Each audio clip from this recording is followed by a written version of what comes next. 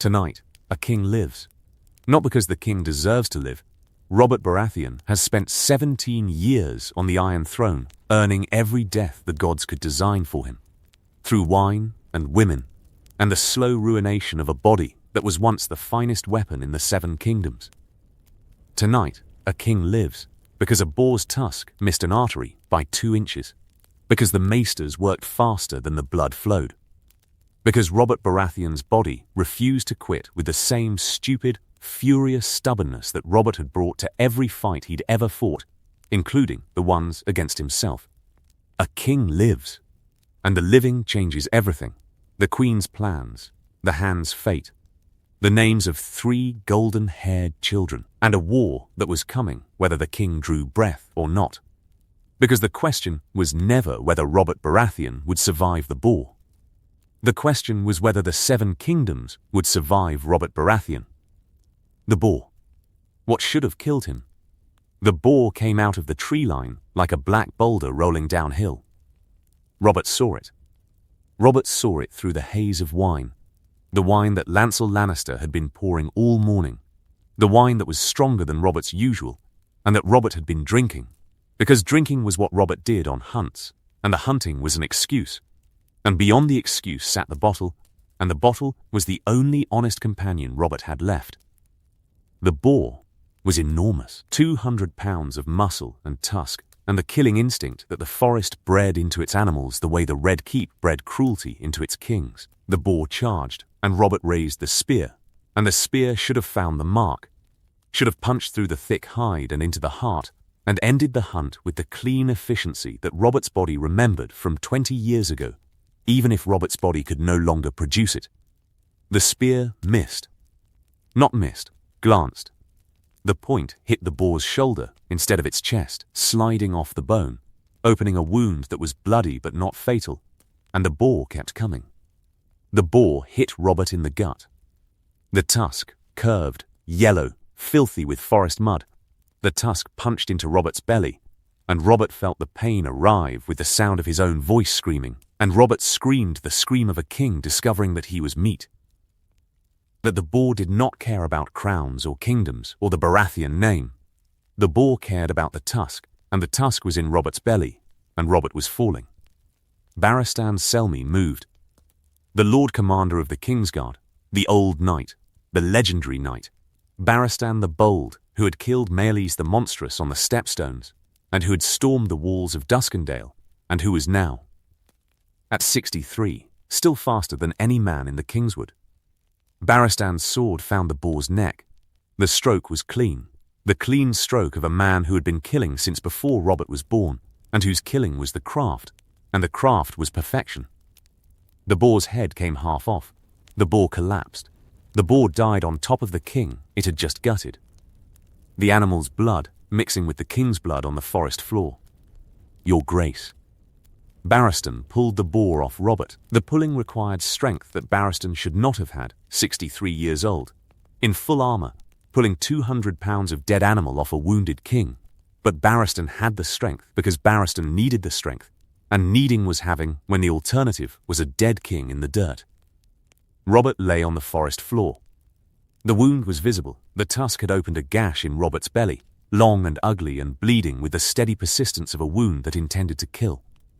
The blood was dark.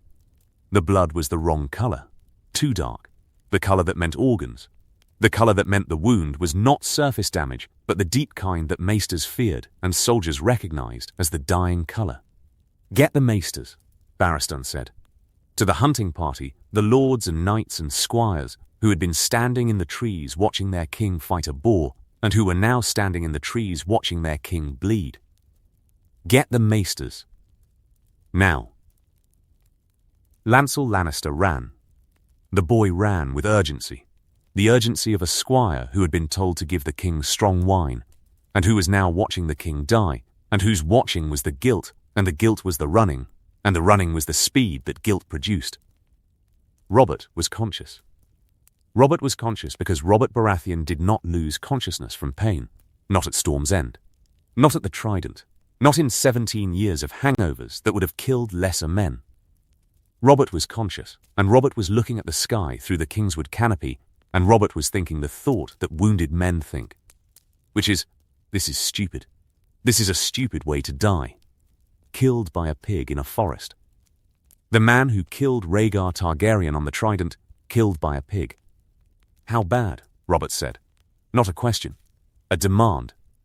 The demand of a man who wanted the truth, and who had always wanted the truth, even when the truth was the wound, and the wound was fatal. Barristan looked at the wound. Barristan had seen wounds.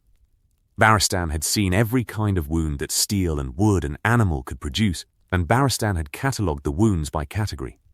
The kind you survived, the kind you didn't, and the kind that depended on the maesters and the gods and the stubbornness of the man bleeding. Bad, Your Grace. Bad means dead, or bad means the maesters decide, not me. Robert laughed. The laugh was the wrong sound, the wet, gurgling sound of a man laughing with a hole in his belly, the sound that pushed blood out of the wound with each spasm of the chest.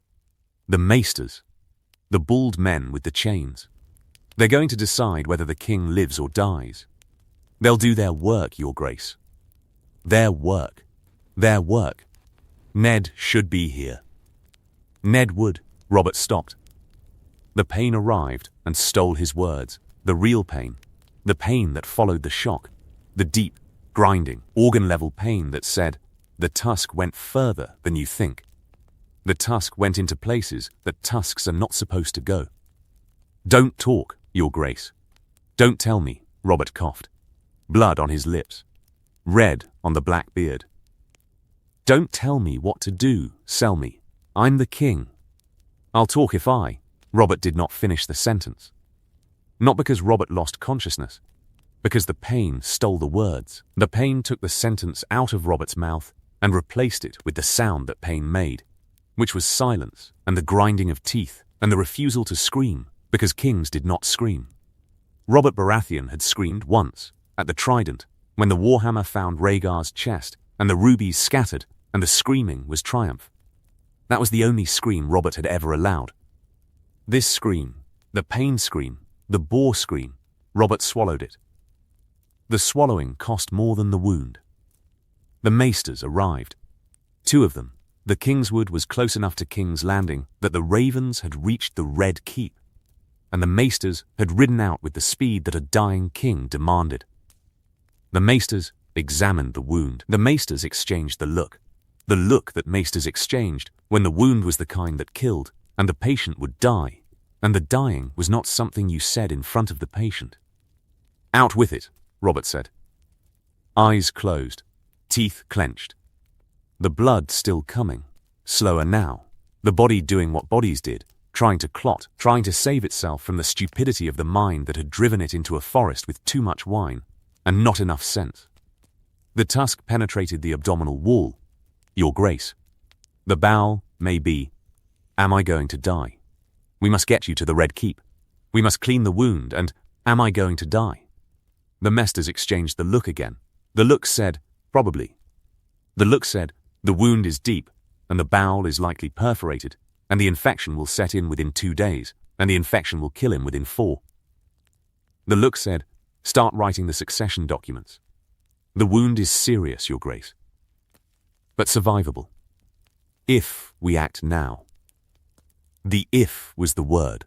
The if was the maester's escape, the conditional that protected the maester from the accusation of failure, because the condition was the caveat, and the caveat was the shield. If we act now. If the wound doesn't fester. If the king's body is strong enough. If, then act, Robert said. Stop talking and act. They carried Robert back to King's Landing. They carried him on a litter, the king of the 7 kingdoms on a wooden frame, bleeding through the bandages, the blood leaving a trail on the King's Road like a wounded animal marking its path. The hunting party rode alongside. Barristan rode at the king's side. The gold cloaks cleared the road. The city saw the litter, and the city produced the sound that cities produced when kings were dying.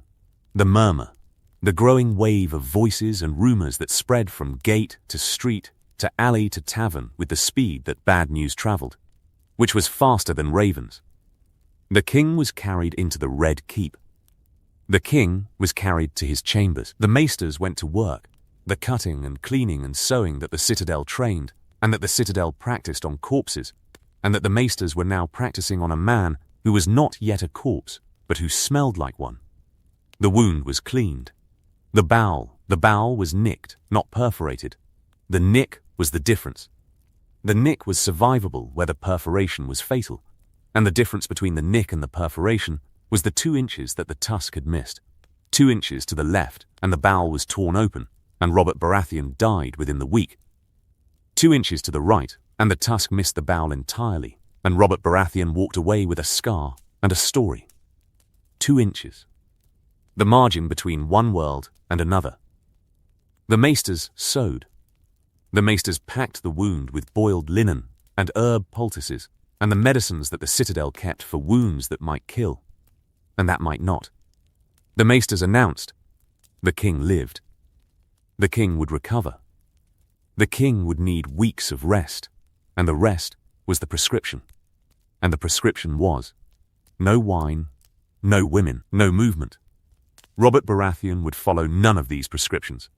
Robert Baratheon would do exactly what Robert Baratheon always did, which was whatever Robert Baratheon wanted. But the maesters prescribed them anyway, because prescribing was the job, and the job was the protocol, and the protocol existed independent of whether the patient followed it. The king slept. The milk of the poppy, the sweet, dreamless sleep that the maesters gave to men who were in too much pain to heal without it. Robert drank the poppy milk, and Robert slept, and Robert's sleep began the absence that would last 9 days, and that would, during those 9 days, unmake everything that Ned Stark had been trying to hold together. 9 days. The king slept for 9 days, and in 9 days, Cersei Lannister built a new world. The Queen. What 9 days built.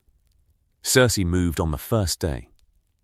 Not the first hour. The first hour belonged to the panic, the palace chaos of servants and maesters and councillors rushing to the king's chambers and producing the noise that dying kings generated. The first hour was the performance. Cersei at Robert's bedside, the concerned wife, the queen holding her husband's hand while the maesters worked. The performance was convincing because Cersei was an excellent performer, and because the performance served the purpose, and the purpose was time. By the second hour, Cersei was in the small council chamber. The king is incapacitated, Cersei said. Seated, not at Robert's seat, at the head of the table, the seat that was the power seat, the seat that said, I am here and the king is not, and the not being here is the opening. The king may not recover. The succession must be managed. The king's hand manages the realm in the king's absence, Pycelle said. Grand Maester Pycelle, the old man, the Lannister loyalist, the creature whose chains marked him as a scholar and whose loyalties marked him as something less. Lord Stark is not here. Ned was not there. Ned was not there because Ned was in the Tower of the Hand, doing what Ned did, working, planning, trying to manage the crisis through the application of honor to a situation that required something other than honor. Ned had not been summoned to the small council meeting. The not summoning was Cersei's first move. The not summoning was the exclusion, and the exclusion was the weapon, and the weapon was, if the hand is not at the table belongs to someone else. Littlefinger was at the table. Varys was at the table. Renly was not. Renly had left the city 2 days before the hunt, riding to Highgarden on business that Renly described as personal and that everyone understood was Margaery Tyrell. Renly's absence was not Cersei's doing. Renly's absence was luck, and luck was the thing that Cersei received in the same proportion that Cersei received everything, generously and without deserving it. The king named Lord Stark as hand. Varys said. Varys, the spider, the eunuch, the man whose information network was the finest in Westeros, and whose loyalties were the finest mystery in Westeros. The hand governs in the kings. The hand governs when the king permits. The king is unconscious. The king cannot permit or deny. The queen, Cersei paused. The pause was the construction. The pause was Cersei building the legal argument that Cersei needed to do what Cersei intended to do. The Queen is the king's wife. The Queen is the mother of the heir. The Queen, in the absence of the king's capacity, speaks with the king's voice. That's not. Pycelle began. Isn't it? The king's mother ruled as regent for Aegon III. The Queen Mother ruled for. Those were regencies for child kings. King Robert is not dead, Your Grace. King Robert is. King Robert is lying in a bed with a hole in his stomach, and his eyes have not opened in 20 hours. King Robert may die tonight. He may die tomorrow. He may live. But until Robert opens his eyes and gives an order, someone must give orders. And that someone is not going to be Ned Stark. The sentence landed. The sentence landed because the sentence was the truth that Cersei had been carrying. The truth that had nothing to do with regencies or precedents or the legal architecture of the Iron Throne. The truth was, Ned Stark knows. Ned Stark knows about the children. Ned Stark knows about Jaime. And if Ned Stark governs while Robert sleeps, Ned Stark will act on what he knows, and the acting will destroy Cersei and the children and House Lannister and everything that Cersei has spent 20 years building. Littlefinger watched. Littlefinger, Lord Petier Baelish, Master of Coin, the man whose smile was the mask, and the mask was the weapon, and the weapon was patience. Littlefinger watched, and Littlefinger calculated, and Littlefinger's calculation was, which side wins? Not which side is right. Littlefinger did not traffic in right. Littlefinger trafficked in winning. The Queen has a point, Littlefinger said. Smooth, reasonable, the voice that sold dangerous ideas as common sense. The king is incapacitated. The hand may act, but the hand acts on the king's authority, and the king's authority requires the king's consciousness. Until Robert wakes, perhaps a shared governance, there is no shared governance. I am the Queen. Joffrey is the heir. The governance is mine. Ned arrived at the council chamber 20 minutes after the meeting began. 20 minutes of exclusion.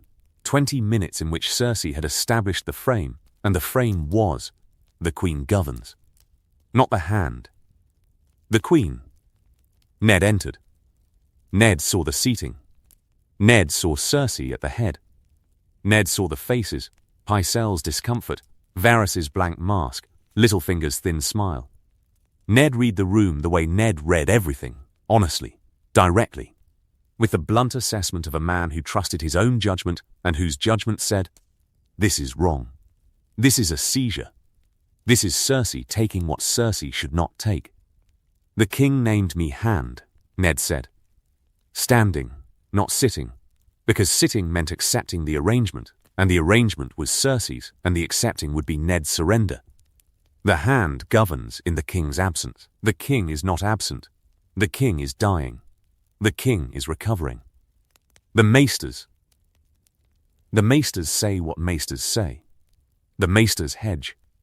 The maesters use words like may and possible and hopeful because the maesters are cowards who won't say what they mean, which is, Robert is probably going to die. And when Robert dies, Joffrey is king. And when Joffrey is king, the Queen Regent governs until Joffrey comes of age. Robert is not dead. Robert is not conscious. Consciousness and death, the distance between them is shorter than you think, Lord Stark. Ned looked at Cersei. Ned looked at Cersei, and Ned knew. Ned knew. Because Ned had been investigating for weeks, investigating Jon Arryn's death, investigating the children, investigating the truth that Robert's heirs were not Robert's heirs, and that the golden hair was Lannister hair, and that the truth was the weapon. And the weapon was pointed at the woman sitting at the head of the table. Ned knew, and Cersei knew, that Ned knew, and between them stood a war, the silent, invisible war between a man who had the truth and a woman who had the power, and whose power was the defense against the truth.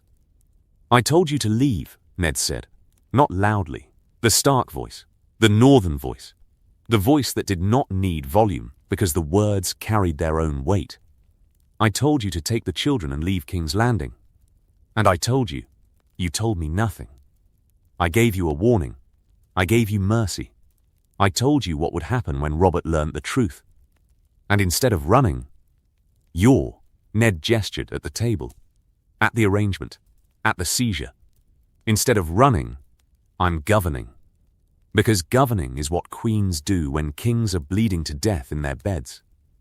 Running is what Cersei stopped, choosing her words, choosing the weapon. Running is what the Starks should have done. Running is what Lyanna should have done. The name. Lyanna, the name that was the blade that Cersei kept sharpened for moments when Cersei needed to hurt, and when the hurting needed to be precise.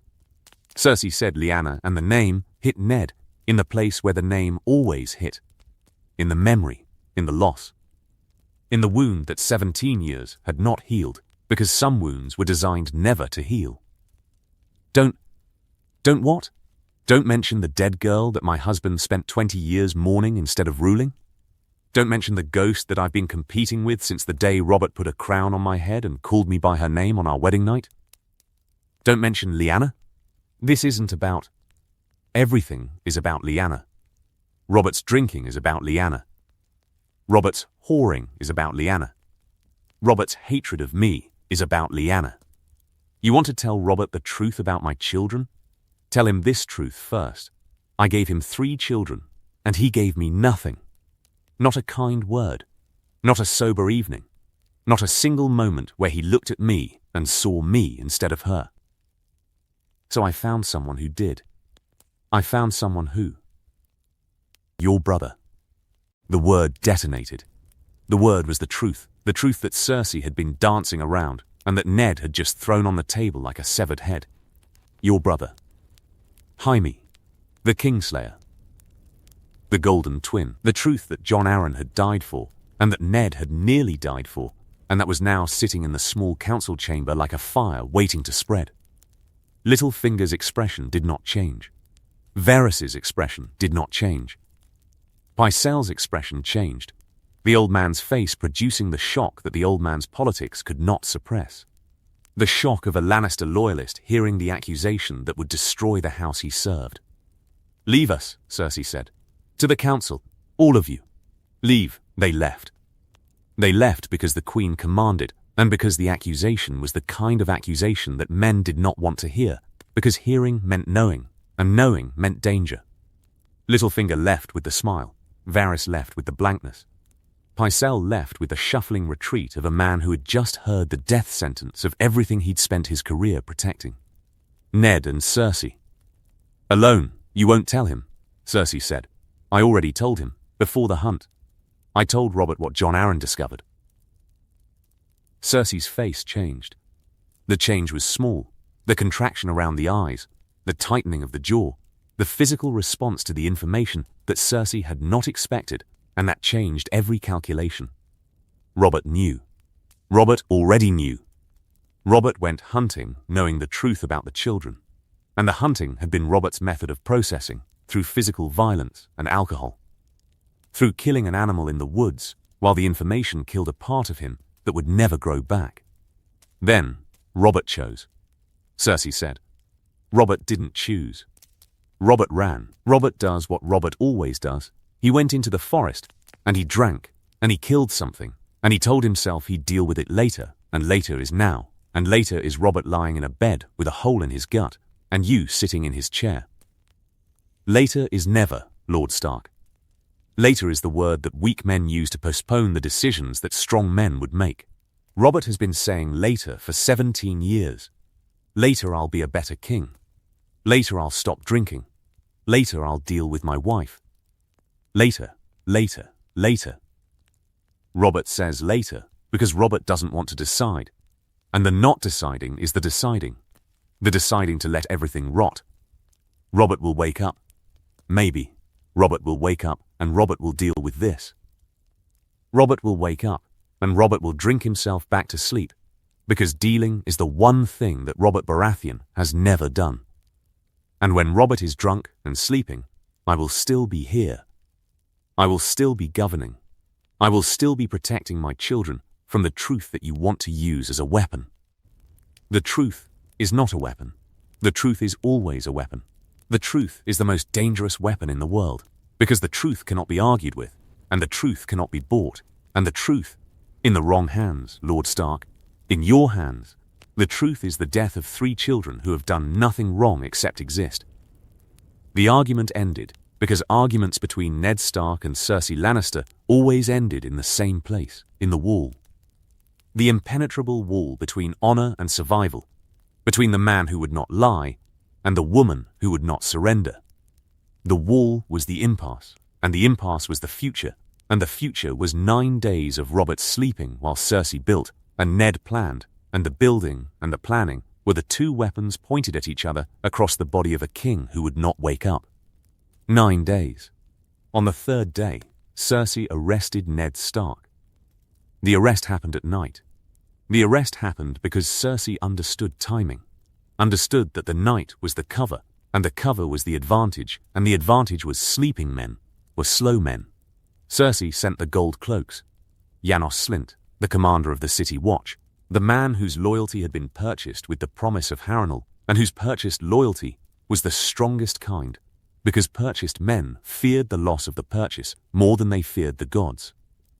Slynt brought 50 gold cloaks to the Tower of the Hand, 50 men against Ned's household guard of 20 Northerners, 20 men who were brave, and who were loyal, and who were outnumbered, and who died in the corridors of the Tower of the Hand in the small hours of the morning, because dying for their lord was the Northern way, and the Northern way was the only way that Northerners knew. Ned fought. Ned fought because Ned was a soldier before Ned was a lord, and a lord before Ned was a hand, and the fighting was the instinct that the title could not suppress. Ned fought with the greatsword that was not ice. Ice was in the armory, too large for the corridors. Ned fought with a longsword, and the fighting lasted until the numbers told. 50 gold cloaks against 1 man. The 50 won. The 50 always won. They dragged Ned to the black cells.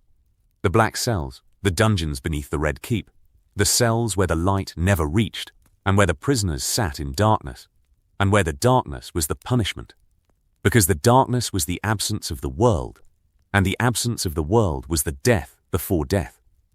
Ned sat in the darkness and thought about what he had done wrong. The list was long. The list was the list of a man who had played the Game of Thrones with honor, and who had discovered that honor in King's Landing was the losing hand. He had warned Cersei. He had given her the chance to flee. He had told her what he knew and expected her to respond with fear, and the fear to produce flight. Instead, Cersei had responded with power. Cersei had responded the way Cersei always responded, by attacking, by seizing, by refusing to be the prey when Cersei could be the predator. Ned's household was destroyed. His men were dead or captured. His daughters, Sansa, was in her chambers, confined, guarded by Lannister men. Arya was. Ned did not know where Arya was. Arya was missing. Arya had vanished. And the vanishing was either the death or the escape, and Ned did not know which. And the not knowing was the torture that the black cells added to the darkness. Cersei announced, the Hand of the King was arrested for treason. The Hand had plotted against the crown. The Hand had plotted to seize power while the king recovered. The charges were fabricated with the precision that Cersei brought to fabrication. The precision of a woman who understood that lies worked best when they contained enough truth to be plausible. Ned had been planning to move against Cersei. Ned had been preparing to challenge the succession. The truth of Ned's intentions was the foundation of Cersei's lies. And the foundation was solid enough that the lies stood. Littlefinger confirmed the charges. Littlefinger, the man who had promised Ned the Gold Cloak's loyalty, the man who had looked Ned in the eye and said, "I told you not to trust me," and whose telling was the only honest thing Littlefinger had ever said. Littlefinger confirmed the charges because Littlefinger's calculations said, Cersei wins. Cersei wins because Robert is dying, and the Queen controls the court, and the controlling is the winning, and Littlefinger always stood with the winner. Days passed. The days were the days of Cersei's consolidation. The consolidation that Cersei performed with the efficiency of a woman who had been planning for this moment since the first night Robert came to her bed, smelling of another woman's perfume. Cersei consolidated. Cersei placed Lannister men in every position of authority. Cersei replaced the Baratheon guards with Lannister guards. Cersei turned the Red Keep into a Lannister fortress while the king bled and slept and did not know. On the 7th day, Joffrey sat on the Iron Throne, not as king, as regent. Cersei was careful with the distinction. Robert was alive. Robert was recovering. Joffrey was not king. Joffrey was the Prince Regent, governing in his father's incapacity, exercising the crown's authority until the crown could exercise its own. The legal fiction was thin enough that anyone who looked could see through it, thin enough that the lords and ladies of the court could see the boy on the throne, and know that the boy was not a regent, but a usurper, and the usurping was happening in plain sight, and nobody stopped it. Because stopping required power, and power was what Cersei had taken. On the 9th day, Joffrey ordered Ned Stark brought before the court. Joffrey ordered this because Joffrey was 13 and cruel, and because cruelty in a 13-year-old was not the calculated cruelty of a Tywin, or the survival cruelty of a Cersei, but the purposeless cruelty of a child who had been given a throne, and who used the throne the way children used wings on insects, for the screaming, for the power of making someone scream. The traitor confesses, Joffrey said, from the Iron Throne. The boy on the throne, the golden-haired boy whose golden hair was the evidence, and whose evidence was the accusation, and whose accusation was sitting in a dungeon beneath the boy's feet. The traitor confesses, or the traitor dies. Cersei stood beside the throne. Cersei's face was the mask, the queen's mask, the public mask, the mask that showed concern and authority and the appropriate gravity of a queen managing a crisis. Behind the mask, panic. Behind the mask, the calculation that said, this boy is going too far. This boy is making decisions that the boy should not be making. This boy is going to kill Ned Stark, and the killing will bring the North down on King's Landing. And the bringing down is the destruction. Your Grace, Cersei said, to Joffrey. The title was the leash that Cersei used to pull Joffrey back from the edges of his cruelty. Perhaps the traitor should be given the opportunity to confess and take the black. A merciful outcome. I don't want merciful. I want his head. A confession serves us better than a head. A confession says, the traitor admits his crime. A head says, the crown fears the traitor enough to silence him. I don't fear him. I'm the king. You're the regent. And regents, I'm the king. Father is dead. Father is going to die. Everyone knows it. The maesters know it. You know it. Father got killed by a pig, and I'm the king, and I want the traitors. Enough. The voice came from behind. The voice came from the doors. The voice was enormous. The voice that had shattered Rhaegar Targaryen's chest on the trident. The voice that had called the banners at Storm's End. The voice that had been silent for 9 days, and that was now filling the throne room with the sound of Robert Baratheon refusing to be dead. The waking. What the king found. Robert Baratheon stood in the doorway of the throne room. He should not have been standing. The maesters had said 2 weeks minimum before movement. The wound was healing, but the healing was fragile. The stitches holding, the infection fought back by the poultices and the boiled wine that the maesters applied 3 times daily, but the holding and the fighting were the fragile kind that required rest, and that movement would destroy. Robert should have been in bed. Robert should have been sleeping. Robert should have been following the maesters' prescriptions with the obedience that the prescriptions required. Robert was standing in the doorway of the throne room because the Kingsguard knight posted at his door, Sir Mandon Moore, the man whose face expressed nothing, and whose nothing was loyalty to whoever held power, had told Robert, when Robert woke up and demanded to know what was happening, that the prince was holding court. The prince is holding, Robert had said. Still in bed, still bleeding, the wounds seeping through the bandages, the blood returning with each movement. The prince is holding court? Prince Joffrey sits the Iron Throne as regent, your grace. The queen what? Sir Mandon told him. Sir Mandon told him, because Sir Mandon's loyalty calculation updated in real time, the king was awake. The king was furious. The king was alive. and the alive and furious king outranked the queen in Sir Mandan's arithmetic of power. Sir Mandan told Robert everything: the arrest of the Hand, the Goldcloak's assault on the tower, the Northern Guards killed, Ned in the black cells, Joffrey on the throne. Robert stood up. The standing up tore the stitches. The blood came, fresh blood, the bright red of reopened wounds, soaking through the sleeping shirt. Robert did not stop. Robert walked. Robert walked through the corridors of the Red Keep, the king in his sleeping clothes, blood on his belly, barefoot on the stone. The walking producing the sound of flat feet and heavy breathing, and the occasional grunt of pain that Robert suppressed, because suppressing pain was the Baratheon method. Robert walked into the throne room. The throne room went silent. The silence was the collective suspension of every voice and every breath in a room that had been watching Joffrey play at kingship and that was now watching the actual king walk through the door, bloody, enormous, furious, alive, looking like what Robert Baratheon actually was when the crown and the robes and the fat were stripped away. A warrior. A wounded warrior. A warrior who was about to break something. Get off my throne. The command was directed at Joffrey. The command was Robert, pure Robert.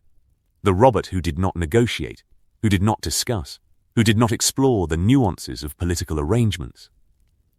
The Robert who said, "I am the king, and you are not, and the not being king means you get off the throne now." Joffrey looked at his father. The looking was fear, genuine fear, the fear that Joffrey kept buried under the cruelty, the fear that emerged when the cruelty met something bigger. Joffrey's cruelty was a child's cruelty. Robert's fury was a grown man's fury, the fury of a man who had killed a prince and broken a dynasty, and who was now looking at a boy sitting in his chair, and whose looking was the promise of violence. "Father, you were sitting on my throne. While I was bleeding, Robert looked at Cersei. The looking was different from the looking at Joffrey. The looking at Cersei was the recognition. The recognition that said, "You did this. You used my wound. You used the time. You built this while I bled. Robert, you should be in bed. Where is Ned?" The question hit the room. The question scattered the courtiers the way stones scattered birds. The question sending people stepping back, moving toward the walls, creating distance between themselves and the fury, because fury in a king was the lightning, and lightning struck the closest thing. "Lord Stark is," Cersei began. "Where is Ned Stark?" Lord Stark was arrested for treason. Lord Stark plotted to seize. Ned Stark has never plotted a bloody thing in his life. Ned Stark doesn't know what plotting is. Ned Stark is the most honest man in the Seven Kingdoms, and the most honest man in the Seven Kingdoms is in my dungeons, and the only person in this room who plots is... Robert stopped. Not because Robert ran out of words, because Robert ran out of breath. The wound. The wound was the limitation. The wound was the chain. The wound was the price of standing and walking and screaming, when standing and walking and screaming were the things that would kill him if the boar hadn't. Robert swayed. The swaying was visible, the king swaying in the throne room, the blood on his shirt expanding, the body saying what the mouth would not: "I am not healed. I am not strong. I am the king, and the king is made of meat, and the meat is failing." Barristan caught him. Barristan, who had been 2 steps behind the king since the king left his chambers, who had tried to stop Robert, and who had failed because stopping Robert Baratheon was the thing that no one had ever accomplished. Barristan caught the king's arm and held Robert upright with the strength of a man who had been holding things upright for 50 years. "Free Ned Stark," Robert said. Not to Cersei, to Barristan, to the Kingsguard, to the room. "Free him now. Bring him to my chambers." And someone... Robert looked at Joffrey, who was still on the throne, frozen, the boy's cruelty replaced by the boy's terror. "Someone get that boy off my throne before I throw him off it." Joffrey scrambled off the throne. The scrambling was not dignified. The scrambling was a boy fleeing, the legs working faster than the pride could manage, the prince running from his father with the speed that fear produced and that cruelty could not match. Robert turned to Cersei. Robert's turn towards Cersei began what would come next, the conversation that would happen in private. The confrontation that Robert had been avoiding since before the hunt, and that the hunt had postponed, and that the wound had delayed, and that could not be delayed any more, because delay had become cowardice, and cowardice had become the habit that Robert was done with. "You and I," Robert said, to Cersei. Quiet now, the fury banked, the volume reduced, the voice dropping to the register that was more dangerous than the screaming, because screaming served as performance, but the quiet held truth. "You and I are going to talk. About the children, about their hair, about their father, about everything, and you are going to tell me the truth. Or I am going to do the thing that Ned has been telling me to do since he arrived in this stinking city. Do you understand?" Cersei looked at Robert. Cersei looked at Robert with the eyes of a woman who had spent 20 years married to a man she hated, and who had survived the hatred through contempt, and who was now, for the first time, looking at Robert with something that was not contempt. Something older. Something from before the marriage, before the hatred, before the golden children and the golden brother. Something that might have been fear. "I understand," Cersei said. "Good, now get out of my throne room. All of you, get out." They got out. The throne room emptied with the speed that fury commanded. The courtiers and guards and hangers on streaming through the doors with the collective urgency of people who had just witnessed a dead king come back to life, and who were now trying to calculate what the coming back meant for their positions and their safety and their heads. Robert stood alone in the throne room. Robert and Barristan, the king and the knight, the wounded man and the old man. The throne room was empty, and the Iron Throne was empty, and the emptiness was the question, what now? "Get me to my chambers," Robert said. "And bring Ned. Bring Ned, and bring wine. And don't." Robert looked at Barristan. The look was the look that Robert gave when the pride had been spent, and the strength had been spent, and the being king had been spent for the day, and what was left was the man. Just the man. Just Robert. "Don't let me fall in the corridor. I won't give her that. You won't fall, Your Grace. I might. Then I'll catch you. As I always have." Robert laughed. The laugh was small, not the great, booming Robert laugh that filled halls and shook cups and made serving girls blush and made Cersei flinch. The small laugh. The real laugh. The laugh of a man who had just survived a boar and survived his wife and survived his own absence, and who was now going to walk back to his chambers without falling, and the not falling was the victory, and the victory was the only one Robert would win today. Robert walked. Barristan walked beside him. The king left the throne room, and the throne room was empty, and the emptiness was the pause between the old world and the new world, between the 9 days of Cersei's building and the beginning of Robert's tearing down. The tearing down was going to be worse than the building. The tearing down always was. The hand. What the darkness taught. Ned Stark came out of the black cells, the way men came out of black cells, blinking, thin, disoriented, with the sour stench of a man who had spent 9 days in darkness and filth and the company of rats whose company was better than the loneliness, because at least the rats were honest about wanting to eat you. Barristan brought Ned to Robert's chambers.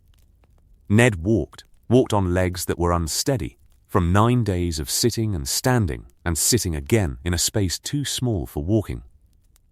Walked through corridors that were bright after the darkness. Walked past guards who had arrested him 9 days ago and who were now stepping aside, because the king had spoken, and the king's word carried the force of law. Ned entered Robert's chambers. Robert was in bed, back in bed, because the standing and the walking and the screaming had reopened the wound, and his fury had reopened the wound, and the price was blood and pain, and the grey pallor of a man who had spent more blood than the body could spare. Robert looked at Ned. Ned looked at Robert. The looking lasted. "You look terrible," Robert said. "You look worse. I got stabbed by a pig. I got stabbed by your wife." Robert laughed. The laugh cost. The cost was the pain in the belly, the stitches pulling, the wound protesting the movement that laughter required. But the laughter came anyway, Because laughter between Robert and Ned was the language that 18 years of friendship had built, and that 18 years of separation had not destroyed, and that 9 days of dungeons and boars could not reach. "Sit," Robert said. "Sit before you fall. You look like you've been in a dungeon." "I have been in a dungeon. I know. I'm sorry. I didn't. I was." Robert gestured at his belly, at the bandages, at the blood that was seeping through again because the bandages were fresh, and the freshness didn't matter when the wound refused to hold. "I was dealing with a pig, while your wife was dealing with me." "While my wife?" Robert's face changed. The change was the arrival of the reality that Robert had been avoiding since waking up, since the throne room, since the confrontation with Cersei. The reality that Cersei had arrested his hand and imprisoned his friend and put his son on his throne and done all of it while Robert bled and slept and did not know. The reality was the betrayal, and the betrayal was the beginning, and what followed would be the conversation that Robert needed to have and that Robert did not want to have, because the conversation was the truth, and the truth was the devastation. "Tell me," Robert said. "Tell you what?" Don't play the game, Ned. You told me before the hunt. You told me things. Things about Cersei, things about the children. I was drunk, and I was angry, and I went hunting instead of listening. Because hunting is what I do when I don't want to hear, and I didn't want to hear. And the not hearing was the pig, and the pig was... Tell me again. Tell me what you told me. All of it. From the beginning. Ned told him. Ned told Robert about Jon Arryn's investigation, the investigation that Jon had conducted before his death, the investigation that led Jon to the Book of Lineages, and the Book of Lineages to the bastards, and the bastards to the truth. Ned told Robert about the bastards, Robert's bastards, the black-haired children scattered across King's Landing, the children who looked like Robert because the children were Robert's, and whose looking like Robert was the evidence. Every Baratheon child, for hundreds of years, had the black hair. Every single one. The Baratheon seed was strong. The phrase from Jon Arryn's book. The phrase that Jon had repeated to his squire in the days before his death. The phrase that was the code for the truth. Every Baratheon child had black hair. Joffrey was golden. Myrcella was golden. Tommen was golden. 3 golden-haired children born to a black-haired father. 3 golden-haired children who did not look like Robert and who looked exactly like Jaime Lannister. "The children are Jaime's," Ned said. The sentence sat in the room. Robert had heard it before. Robert had heard it before the hunt, heard it from Ned, heard the words that should have changed everything, and that Robert had processed by not processing, by pouring wine and shouting for horses and riding into the Kingswood, because the Kingswood was the place where Robert went to kill things, and killing things was the substitute for thinking. But the Kingswood had done its work. The Boar had done its work. 9 days of poppy sleep had done their work. And Robert, lying in his bed with a hole in his belly and the hole's twin in his heart, could not ride into the forest again, could not kill anything, could not run. "I know," Robert said. I know. I've known. Not known. Not the way you know, with your evidence and your books and your bastards counting. I've known the way a man knows when his wife looks at another man, and the looking is the truth that the man won't face. I've known since Joffrey was 3. Since Joffrey was 3, and I looked at the boy and I saw Cersei. Only Cersei. Nothing of me. Not a damn thing. I looked at my son, and I saw her brother, and I told myself I was seeing what jealous men see, and I drank until the seeing stopped. Robert, 17 years. Ned, 17 years of drinking until the seeing stopped. 17 years of looking at those children, and knowing, and telling myself I didn't know, because knowing meant destruction. Knowing meant the end of everything. Knowing led to war, and the war was the... Robert stopped. Not because of pain, because of grief. The grief that sat beneath the rage.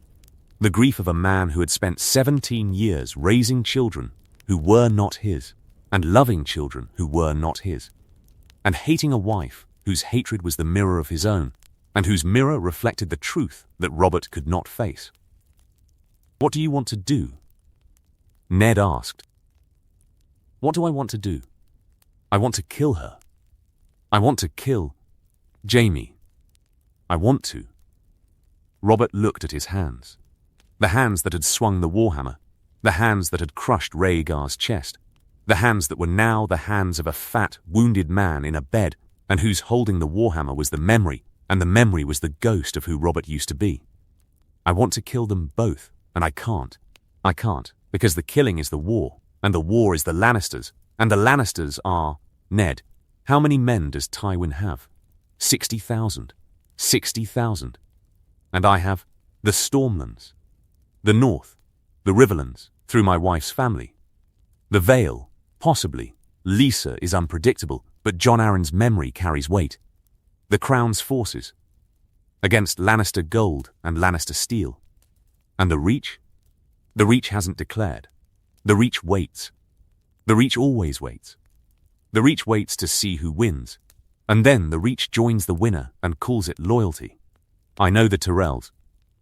Mace Tyrell sat outside Storm's End for a year during the rebellion and called a siege what was actually a picnic. The Tyrells will do whatever the Tyrells do, which is nothing, until the nothing becomes something, and then the Tyrells will claim they were always on the winning side. Robert shifted in the bed. The shifting cost, the wound, the stitches, the body's protest against the movements that the body required and the mind demanded. Robert shifted, and Robert looked at Ned, and Robert's face did the thing that Robert's face rarely did. The thing that was not rage, not grief, not the booming performance that Robert deployed as armor. Robert's face showed the man, the tired, wounded, lost man who had spent 17 years failing at the one job the gods had given him, and who was now lying in a bed trying to decide what to do about the fact that his children were not his children, and his wife had betrayed him in the most complete way that betrayal could be. Accomplished. "What would you do?" Robert asked. "If you were me?" "I wouldn't be you." "Don't give me honor, Ned. Give me an answer." Ned was silent. The silence was the thinking, the honest, stark thinking, the thinking that processed problems through the filter of what was right, and that produced answers that were right, and that were also, frequently, politically suicidal. "Denounce the children," Ned said. "Strip them of their names. Strip them of the succession. Cersei faces trial before the faith for adultery and treason. Jaime faces trial for fucking my wife, for treason. The Kingsguard Oath forbids. The Kingsguard Oath forbids a lot of things. Jaime broke the oath when he killed Aerys. Jaime broke the oath when Robert's hand found the wine cup. The wine cup was empty. The wine cup had been empty since Robert woke up, because the maesters had removed the wine, because the wine was the enemy of healing, and the enemy of healing was the friend of Robert Baratheon, and the friendship was the problem. "Someone get me wine," Robert said. The maesters said. The maesters said no wine. The maesters said no movement. The maesters said lie in bed and heal. I'm not lying in bed. I'm not healing. I'm sitting here talking about my wife's brother's cock, and I need wine. Ned looked at Barristan. Barristan looked at Ned. The looking exchanged the message. Give him the wine. Give him the wine. Because refusing the wine is the fight, and the fight is not the priority, and the priority is the conversation, and the conversation requires wine. Because wine was Robert's fuel, and Robert without fuel was Robert without words, and words were the thing they needed. Wine was brought. Robert drank, and Robert drank with the ritual devotion of a man returning to the only habit that had never betrayed him, the only companion that had never lied to him, the only relationship in Robert Baratheon's life that functioned exactly as it was supposed to. If I denounce the children, Robert said. Through the wine. Tywin marches. Tywin may march regardless. Tywin's forces are already in the Riverlands. The Mountain has been raiding the Riverlands for weeks, burning villages, killing small folk. Tywin sent him. Tywin sent the Mountain before this. Tywin sent the Mountain because Catelyn arrested Tyrion. Because Catelyn. Ned stopped. Ned stopped. recognizing that the chain of events was the chain, and the chain connected everything. Catelyn had arrested Tyrion because Ned had sent her evidence about the dagger that had been used to try to kill Bran, the dagger that Littlefinger had said belonged to Tyrion. The chain went: Bran's fall, the dagger, Littlefinger's lie, Catelyn's arrest, Tywin's response. Every link connected.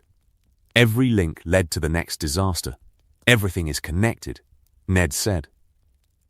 Everything in this city connects to everything else, and every thread I pull unravels something worse. Welcome to being Hand. Welcome to the job I gave you.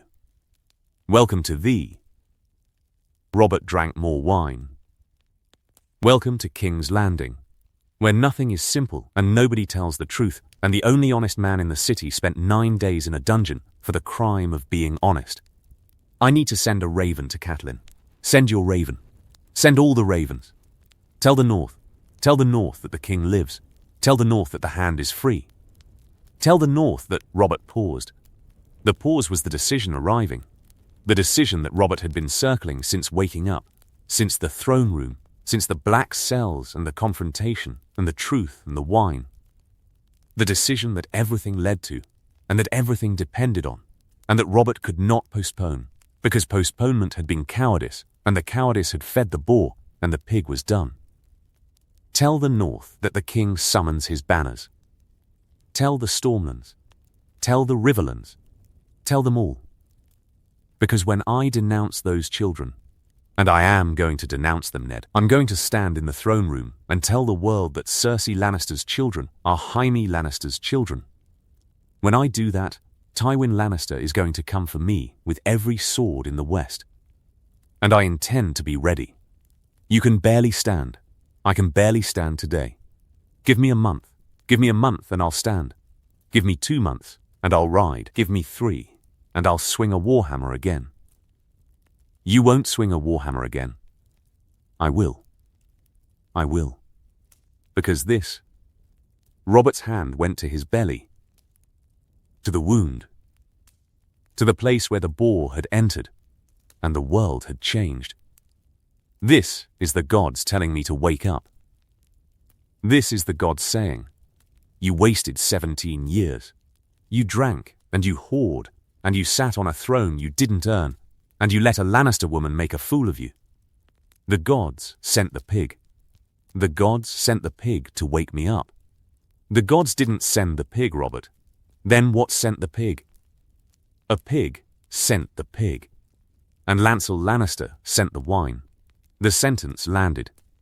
The sentence was the second truth, the second bomb, detonating in the same hour as the first. The sentence said, the wine that Lancel poured, the wine that was too strong, the wine that slowed Robert's reflexes and dulled Robert's aim and put the boar's tusk in Robert's belly instead of Robert's spear in the boar's heart. The wine was not an accident. The wine was a weapon. Lancel, Robert said. Cersei's cousin. Cersei's, Ned chose his words. Cersei gave him instructions. The wine was strong wine, not the hunting wine. Lancel kept your cup full because Cersei told him to keep your cup full. Because Cersei wanted me dead. The sentence was flat. Not the fury. Not the grief. Something else. Something older than both. The understanding. The understanding of a man who had just learned that his wife had tried to murder him, and whose learning was not the shock, because the shock required surprise, and there was no surprise. There was only the confirmation. The confirmation of the truth that Robert had been living inside for 17 years. The truth that Cersei hated him, and that the hatred was mutual, and that the mutuality had been the marriage, and the marriage had been the war, and the war was now over, because the war had produced its final casualty, which was the pretense. She wanted me dead, Robert repeated. The wine. The boar. She wanted me dead so her bastards could sit on my throne, and her brother could. Robert stopped. Her brother. Her twin. The Kingslayer. The man who killed Aerys to save the city, and then spent the next 20 years fucking the queen in the same castle where he killed the last king who... Robert. Don't Robert me. Don't. Robert threw the wine cup. The cup hit the wall, and the wine sprayed, and the throw was Robert's release, a physical release. The body doing what the mind needed. The violence that was not a punch or a hammer swing, but a cup against a wall, and the cup was enough, because the cup was the anger, and the anger needed to go somewhere. She tried to kill me. Ned, my wife, the mother of. They're not my children. She tried to kill me. She locked you in a cell. She put a child on my throne. And I let this happen. I let all of it happen. I married the woman, and I drank my way through the marriage, and I let her put golden-haired bastards in the nursery, and I let her run the city. And I let everything. You didn't let. I let. I let because letting was easier than fighting, and fighting Cersei was the one fight I never wanted.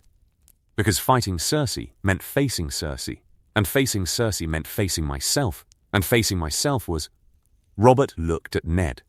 The look was raw, the look that Robert gave only to Ned, only to the one person in the world that Robert trusted with the real, the underneath.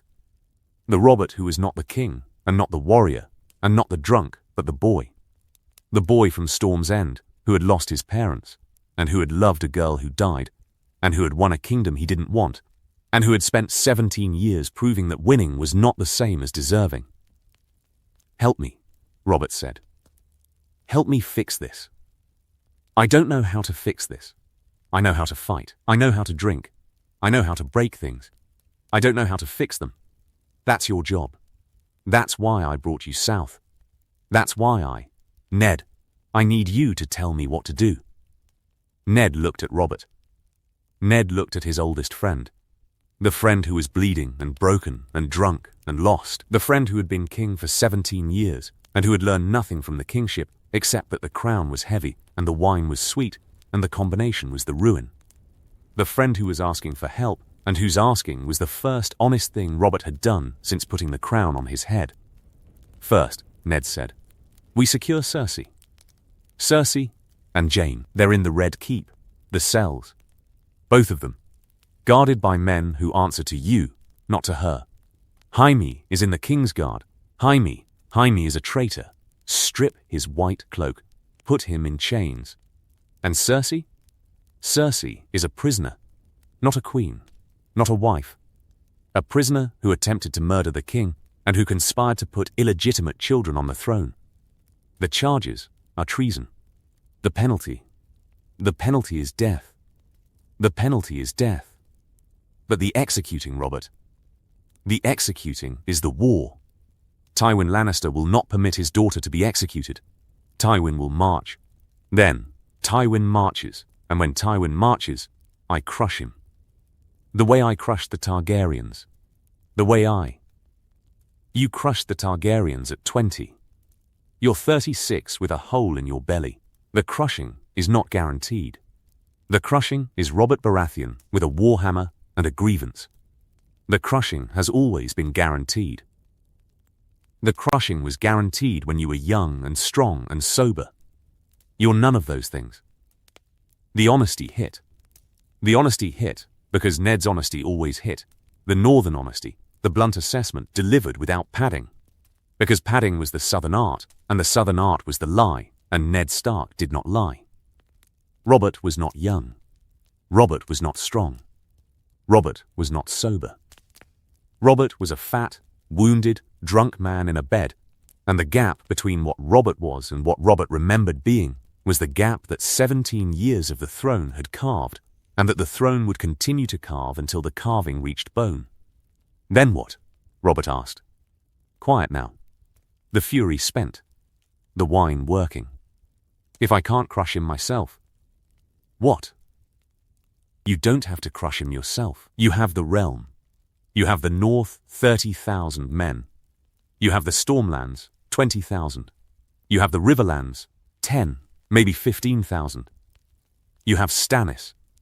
Stannis has Dragonstone. Stannis has the royal fleet. Stannis hates me. Stannis doesn't hate you. Stannis resents you. There's a difference. Hatred is hot. Resentment is cold. And Stannis will answer when the king calls, because answering is duty, and duty is the only language that Stannis speaks. Stannis will answer because Stannis has been telling everyone that the children aren't mine. Stannis figured it out before any of us. Stannis. Robert laughed. The laugh was bitter. The bitter laugh. The laugh that Robert laughed when the joke was on him, and the joke was always on him. Stannis was right. Stannis is always right. That's what makes Stannis so miserable, being right all the time and having nobody listen. Call your banners, Robert. Call them now. Before Tywin can move. Before the ravens carry the news west. Call the north. The Stormlands. The Riverlands. Call Stannis. Put the realm on a war footing. And then, when the realm is behind you, and the swords are mustered, and the position is strong, then you denounce the children. Then you arrest Cersei. Then you give Tywin the choice. Accept the king's justice, or fight the king's war. And Tywin will choose war. Tywin will choose whatever serves Tywin. And if the choice is between war against 4 kingdoms and negotiation that saves his name, Tywin will calculate. Tywin always calculates. Tywin calculates. Tywin calculated the rains. Tywin calculated the Tarbecks. Tywin calculated the sack of King's Landing. Tywin's calculations end in blood. Then we make sure we have more blood to spend than he does. Robert looked at Ned. Robert looked at Ned with the gaze of a king looking at the one man he trusted. The gaze held gratitude, not spoken, not expressed in words, because Robert Baratheon did not express gratitude in words because words were the tools of diplomats, and Robert was not a diplomat. Robert was a hammer, and the hammer was grateful to the hand that guided it. Stay, Robert said. Stay in King's Landing. Stay as hand. Don't leave me to do this alone. I'll make a mess of it alone. I'll stay. Promise me. The words that echoed through 18 years, echoed from a tower in Dawn, where a woman had said the same words, and Ned had kept the promise, and the keeping had cost Ned everything.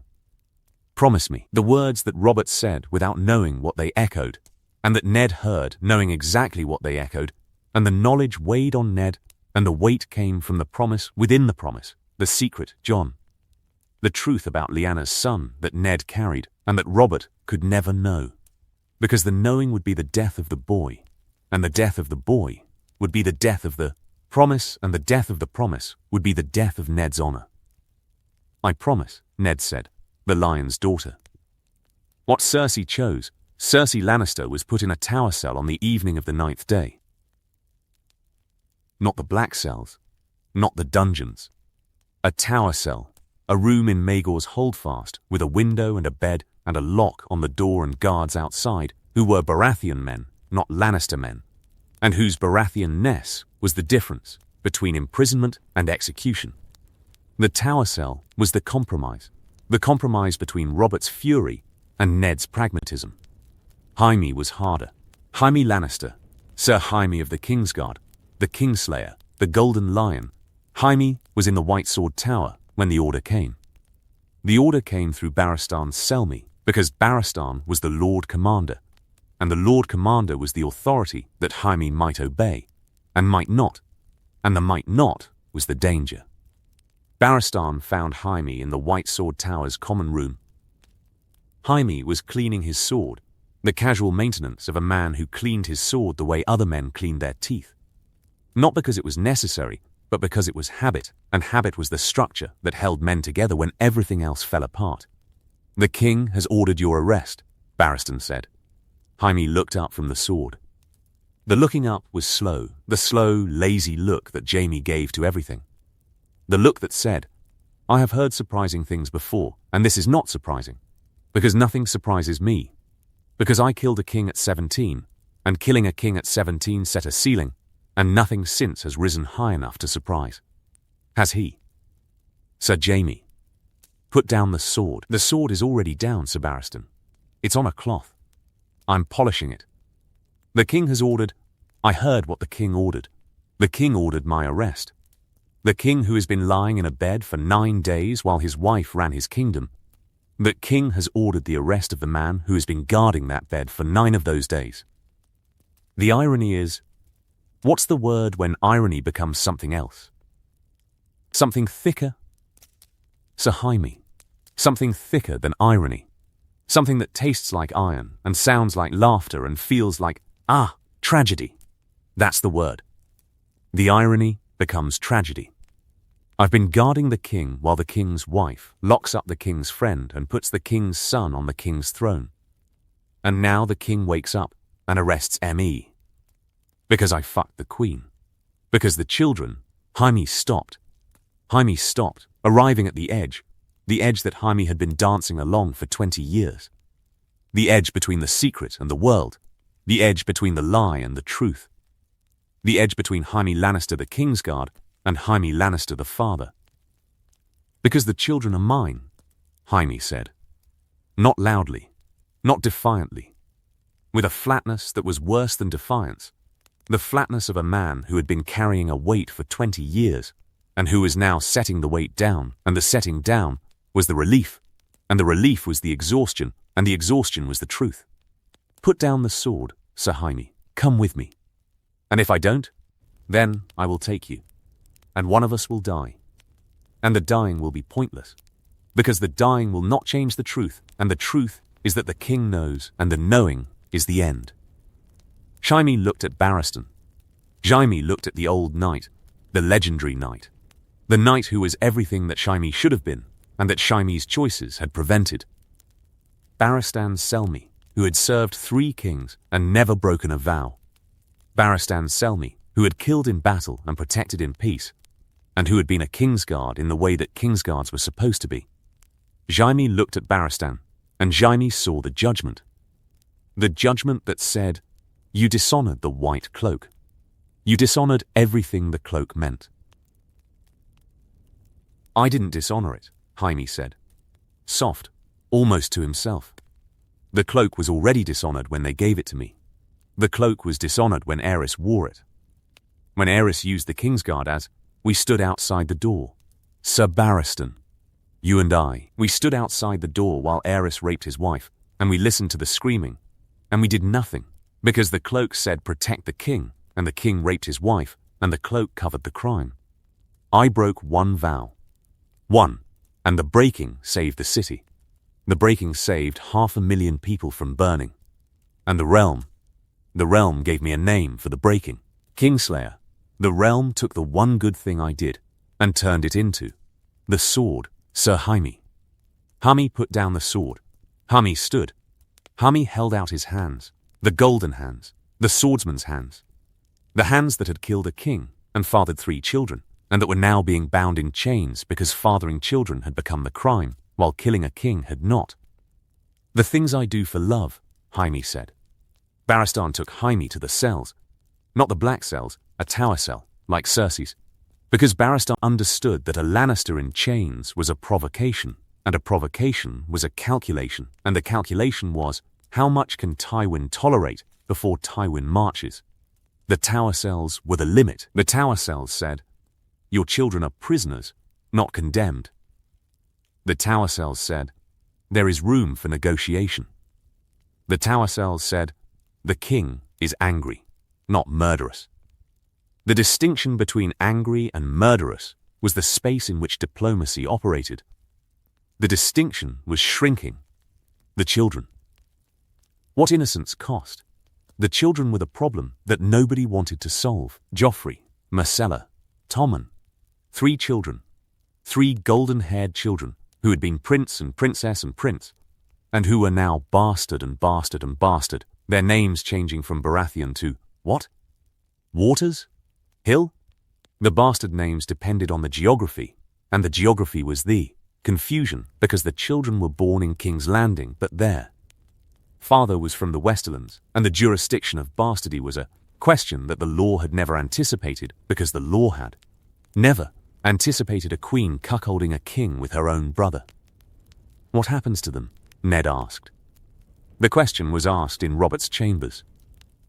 The question was asked on the 11th day, 2 days after Robert's waking. 2 days of planning and summoning, and the construction of the case against Cersei that Ned was building with the methodical precision that Ned brought to everything.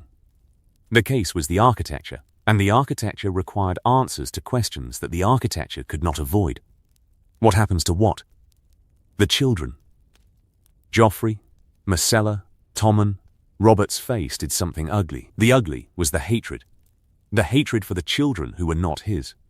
The hatred that mixed with the memory of the loving, because Robert had loved them, in Robert's way, in the distracted, absent, half-drunk way that Robert loved everything, and the loving had been real even if the fathering had been false.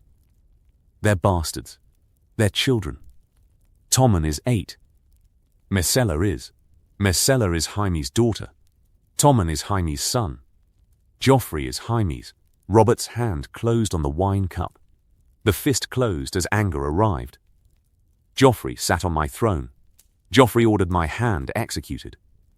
Joffrey, that boy is dangerous, Ned. That boy is 13. That boy is 13 and cruel and stupid, and the cruelty and the stupidity are his mother's gifts, and... What happens to them, Robert? The question requires an answer. The answer determines whether Tywin negotiates or marches. If you execute the children, I'm not going to execute children. Good. Then what? Robert drank. Robert drank to delay, the tactic Robert used when the decision was the kind of decision that Robert hated, the political kind, the kind that required calculation instead of strength, and that Robert could not solve with a hammer. The faith, Robert said. Send them to the faith. Tommen goes to a sept. The boys go too. What do boys go to? A monastery. The Silent Brothers. Somewhere where the boy takes vows and the vows prevent him from inheriting, and the preventing is the safety and the safety is... And Joffrey? Joffrey takes the black. Joffrey is 13. Men take the black at 13. Your bastard. Jon Snow. Jon Snow is going to the wall. 15, isn't he? The mention of Jon hit Ned. The mention of Jon always hit Ned. The mention of the boy who was not Robert's, and who was not Ned's, and whose not being was the secret, and the secret was the weight, and the weight was the thing that Ned carried alongside every other weight, and that was heavier than all of them. Jon is different. Jon is a bastard going to the wall. Joffrey is a bastard going to the wall. The wall doesn't care who's bastard. The wall takes them all. The wall is voluntary. You can't force a boy to take vows. I'm the king.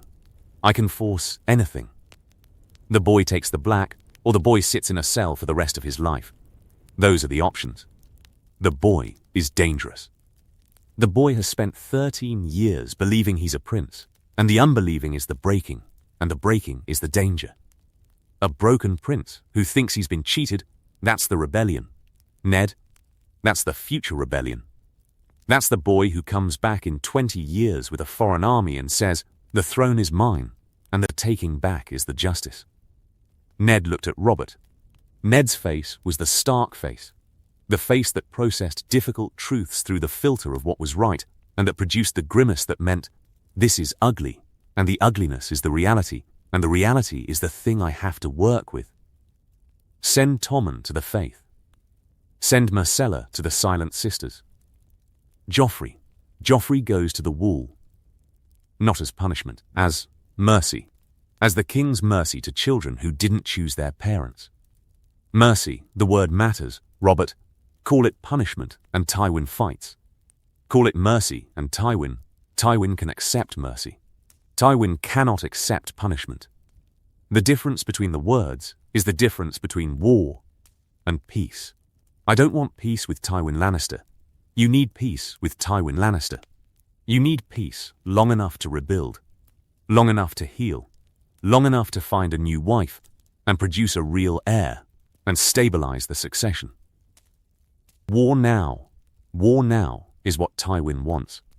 War now is Robert Baratheon wounded and angry and leading an army with a hole in his belly. War later is Robert Baratheon healed and allied and surrounded by 70,000 swords. War later assumes Tywin waits. Tywin waits if Tywin's children are alive and Tywin's grandchildren are alive, and the alive is the leverage. The dead have no leverage. The living have all of it. Robert considered. The considering was visible. The jaw working, the eyes narrowing, the body doing the things that Robert's body did when Robert's mind was active, which was rare.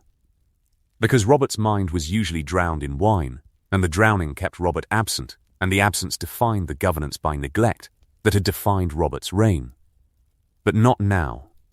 Now Robert was. Something different. Something that the boar had produced, not in the body, but in the mind. The boar had produced the waking up. The boar had produced the moment that Robert had been avoiding for 17 years. The moment of engagement. The moment of actually being king instead of performing king. The moment of sitting in the chair and making the decisions that the chair required. Fine, Robert said. The children live. The children go to the faith or the wall. The children are. Mercy. The word is mercy. But Cersei tried to murder me. Cersei is not mercy. Cersei is a trial. Before the faith. Let the High Septon judge her. Let the gods judge her. Don't let Robert Baratheon judge her, because Robert Baratheon judging Cersei Lannister is not justice, it's revenge. And revenge is what kings cannot afford. Kings can afford anything. Kings can afford anything except the appearance of tyranny. And executing your wife without trial, even a wife who deserves executing, is the tyranny that the realm remembers. Aerys killed without trial. Aerys burned men without evidence. If Robert Baratheon executes Cersei Lannister without a trial, Robert Baratheon becomes, don't say it. You become the thing you overthrew. The sentence sat. The sentence was the cold water thrown on the fire of Robert's fury. The cold water that Ned threw, because Ned was the only person in the world who could throw cold water on Robert and survive. Trial, Robert said. The word tasted like vinegar. The word tasted like compromise, and compromise was the thing that Robert hated, because compromise was the political thing, and the political thing was the southern thing, and Robert Baratheon was a hammer, and hammers did not compromise. Trial, before the faith. Before the faith. And I swear to the gods, old and new, if the faith finds her guilty, and the faith will find her guilty, because she is guilty, if the faith finds her guilty, I want to swing the sword myself. You can't swing the sword. The king doesn't execute. The king, your people swing the sword. In the north, the man who passes the sentence swings the sword. Your way, your father's way, my way is the north's way. The south has its own way. And the south's way is the executioner. And the executioner is Ilyn Payne. And Ilyn Payne is a Lannister creature. And I'll be damned if a Lannister creature executes my wife for. Robert stopped. The stopping was not the words running out. Robert stopped because the absurdity landed. The absurdity of a man discussing who would kill his wife. The absurdity of the situation that Robert's life had become. The absurdity of a king lying in a bed with a hole in his gut, arguing about the protocol of beheading the woman he had married 17 years ago, in a ceremony that had been the beginning of everything that had gone wrong. We'll discuss the executioner later, Ned said. Later, always later. Everything is later. Later is the word that smart men use when the present contains too many problems. First the trial. First the ravens. First the banners. The executioner is later. Robert drank, and the cup became the contract, because Robert could not agree to anything sober for Robert, and drinking without agreement was the default.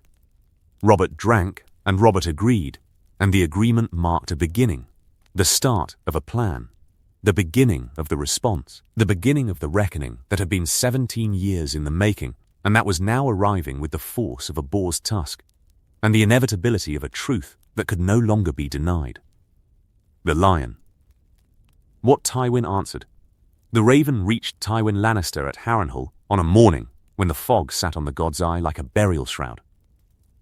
Tywin read the message in his solar, the solar that Harren the Black had built for comfort and that 300 years of subsequent lords had failed to make comfortable, because Harrenhal was not designed for comfort. Harrenhal was designed for dominance, and the dominance was the architecture, and the architecture was the ruin, because dragons had melted the dominance and left the ruin, and the ruin was where Tywin sat and read the message that changed everything. The message said, Robert lives. The message said, Cersei arrested. The message said, Jaime in chains. The message said, the children declared bastards.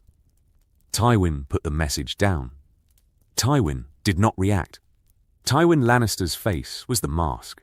The Lannister mask. The mask that Tywin had worn since the day Tywin decided that the world would never see him vulnerable, and that the decision was the power, because the power was the denial, and the denial was the mask, and the mask was the face, and the face was the Lord of Casterly Rock. Kevan, Tywin said. Kevan Lannister entered. Kevan, Tywin's brother, the reliable brother, the foundation brother. Kevan entered, and Kevan saw Tywin's face, and Kevan knew, from 40 years of reading the mask, that the mask was under strain. Read it, Tywin said. Kevan read. Kevan's face did what Tywin's face would not. Reacted. The reaction was visible. The tightening, the paling. The physical response to the information that Kevan's politics could not suppress. Cersei, Kevan said. Cersei, and Jaime.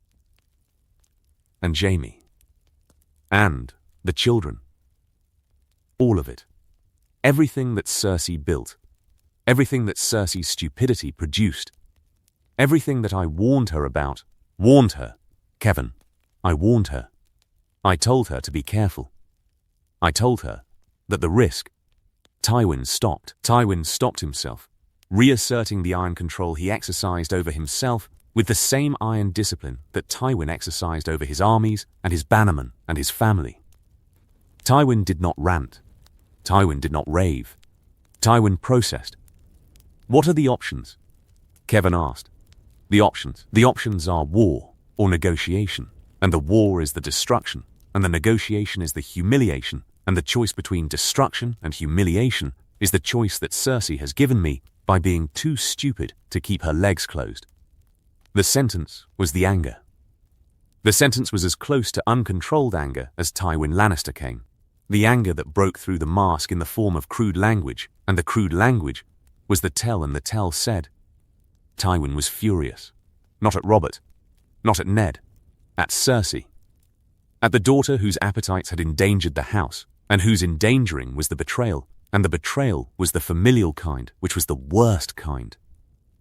Because familial betrayals attacked the foundation, and Tywin's foundation was the family, and the family was everything. War, Kevan said. War is 60,000 Western swords against the North, the Stormlands, the Riverlands, and the Royal Fleet. War is the arithmetic, and the arithmetic says, we lose. We lose unless the Reach joins us. And the Reach will not join us, because the Reach joined nobody in Robert's rebellion, and the Reach will not join the losing side, and the losing side is ours. Then, negotiation. Negotiation is my daughter's life, my son's life, my grandchildren's lives. Negotiation is, what does Robert want that I can give that Robert will accept, and that preserves the Lannister name? Robert wants blood. Robert wants revenge. Revenge is not the same as blood. Revenge can be satisfied with substitutes, gold, territory, submission. Revenge is the emotion, and the emotion can be managed, and the managing is the negotiation, and the negotiation is what I will do. Because the alternative is the destruction of House Lannister, and the destruction is not acceptable. Tywin stood. Tywin stood. The decision had arrived in his body before the mouth produced it, the physical response to the strategic conclusion that Tywin's mind had calculated in the time it took Kevan to read the message. We march south, Tywin said. Not to attack, to position. We march south with the western host, 60,000 men, and we position outside King's Landing. Not as an army of invasion, as an army of negotiation. As the physical demonstration that says, we are here, and we are strong, and the negotiation will account for our strength. An army outside King's Landing is a threat. An army outside King's Landing is a fact. The fact says, negotiate. The fact says, find a solution that preserves my daughter's life, and my son's life, and my grandchildren's lives, and my house's name. The fact says, the alternative to negotiation is a war that nobody wins, because the winning side will be so damaged by the winning that the winning is the losing. And if Robert refuses to negotiate? Tywin looked at Kevin with the eyes of a man who had spent 50 years making the world bend to his will, and who was now facing the possibility that the world would not bend, and that the not bending was the crisis. And the crisis was the thing that Tywin Lannister had never failed to solve. Robert will negotiate, Tywin said. Because Robert is not stupid. Robert is lazy and drunk and undisciplined, and Robert has wasted every gift that the gods gave him. But Robert is not stupid. Robert knows that a war with the Westerlands costs 30,000 lives and 5 years, and a treasury that is already empty. Robert will negotiate, because negotiating is cheaper than fighting, and cheaper is the argument that even a drunk king understands. And Cersei? Cersei is the price. Cersei's life is the coin that I will spend to buy the survival of the house. Cersei's life, not her death. Her life. A prison. An exile. A sept. Something that preserves the life while removing the threat.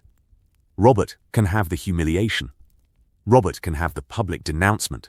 Robert can have the bastard names and the stripped titles and the satisfaction of telling the world that Cersei Lannister is a whore. But Robert cannot have her head. The head is the line. The head is the war. And Jaime? Tywin's jaw tightened. That tightened jaw betrayed the cost. The cost of losing Jaime, the golden son, the perfect son, the son who should have been the heir, and whose white cloak had stolen the inheritance, and whose imprisonment was stealing everything else. Jaime takes the black, Tywin said.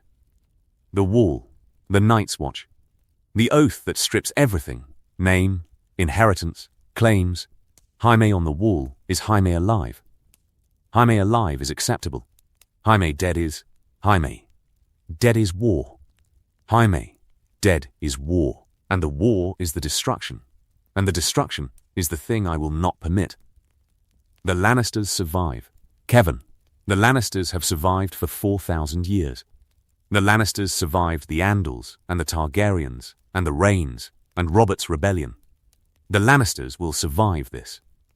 The Lannisters will survive Cersei's stupidity because the Lannisters have survived everything, and the surviving is the definition, and the definition is the house. Tywin began issuing orders. The orders were precise, the Tywin precision, the military precision that turned decisions into movements, and movements into positions, and positions into power. The Western host would march. The march would be measured, not the forced march of a panicking commander, but the deliberate, visible, calculated march of a lord demonstrating strength while offering negotiation. The march said, I am coming. The march also said, I am willing to talk. The combination, the coming and the talking, was Tywin's strategy, and the strategy was the leverage, and the leverage was the 60,000 men moving south along the Gold Road with the banners of House Lannister snapping in the wind. The ravens flew. The ravens carried Tywin's messages, messages to the Reach, messages to Dawn, messages to the Iron Islands. The ravens were the diplomacy, and the diplomacy was the shield, and the shield protected the army, and the army protected the family, and the family was everything. Tywin Lannister rode south. Tywin rode at the head of the column, the Lord of Casterly Rock, 60 years old, rigid in the saddle, the golden armor catching the sun. Tywin rode toward King's Landing with the deliberate speed of a man who intended to arrive strong enough to negotiate, and soon enough that the negotiation could not be concluded before his arrival. Behind Tywin, the Western host. 60,000 men. The lion on every banner, the gold on every shield. The army that Tywin had built, and that Tywin commanded, and that Tywin was now deploying not to destroy a kingdom, but to save a family. The saving was going to cost. The saving always cost. The question was, how much? The denouncement. What the throne room heard. Robert denounced the children on the 14th day. The 14th day was 14 days after the Boar. 14 days of recovery, of planning, of ravens flying north and south and east, of bannermen receiving summons and armies beginning to muster, and the realm beginning the slow, grinding process of mobilizing for a crisis that everyone could feel coming, and that nobody could stop. The throne room was full. The throne room was the stage that Robert had avoided for 17 years, because Robert hated the throne room, and hated the performance, and hated the pageantry that kingship required. But today, the pageantry was the weapon. Today, the performance was the tool. Today, Robert Baratheon needed the throne room, and the throne, and the audience. Because the audience was the witness, and the witness was the legitimacy, and the legitimacy was the foundation of everything that would follow. Robert sat on the Iron Throne. Robert sat on the Iron Throne in pain, the wound still healing, the stitches still holding, the body still protesting the sitting that the body needed rest from. Robert wore the crown. The crown sat on Robert's head with the weight that crowns carried, not the physical weight, but the political weight, the symbolic weight. The weight that said, "I am the king, and the king speaks, and the speaking is the law." "Bring them," Robert said. They brought them. Cersei first, Cersei in chains, Cersei in the dress that the guards had given her. Cersei walked into the throne room with her chin up, because Cersei's chin was always up, and the upness was the defiance, and the defiance was the only weapon Cersei had left. Joffrey behind her. Joffrey in chains, lighter chains, the chains of a child, but chains nonetheless. Joffrey's face was the face that Cersei's face was not. Joffrey's face was fear. Pure fear. The cruelty stripped away by the stripping of titles, the bravado peeled back by the fact of chains, the boy visible beneath the prince, and the boy was afraid. Myrcella, Tommen, no chains for the youngest two. Ned had insisted, and Robert had agreed, because chaining an 8-year-old was the cruelty that even Robert's rage could not produce. Myrcella held Tommen's hand. Tommen was crying. Myrcella was not crying. Myrcella's face was the Cersei face, the controlled face. The face of a girl who was processing devastation through the filter of the Lannister training that said, "Never show weakness." Myrcella was 11. Myrcella should not have needed the Lannister training. But Myrcella had it, and having it was the tragedy. And the tragedy belonged to the children. Robert stood, the standing cost, the wound pulling, the body protesting, the king's flesh rebelling against the king's will. But Robert stood because standing was the authority, and the authority was the requirement.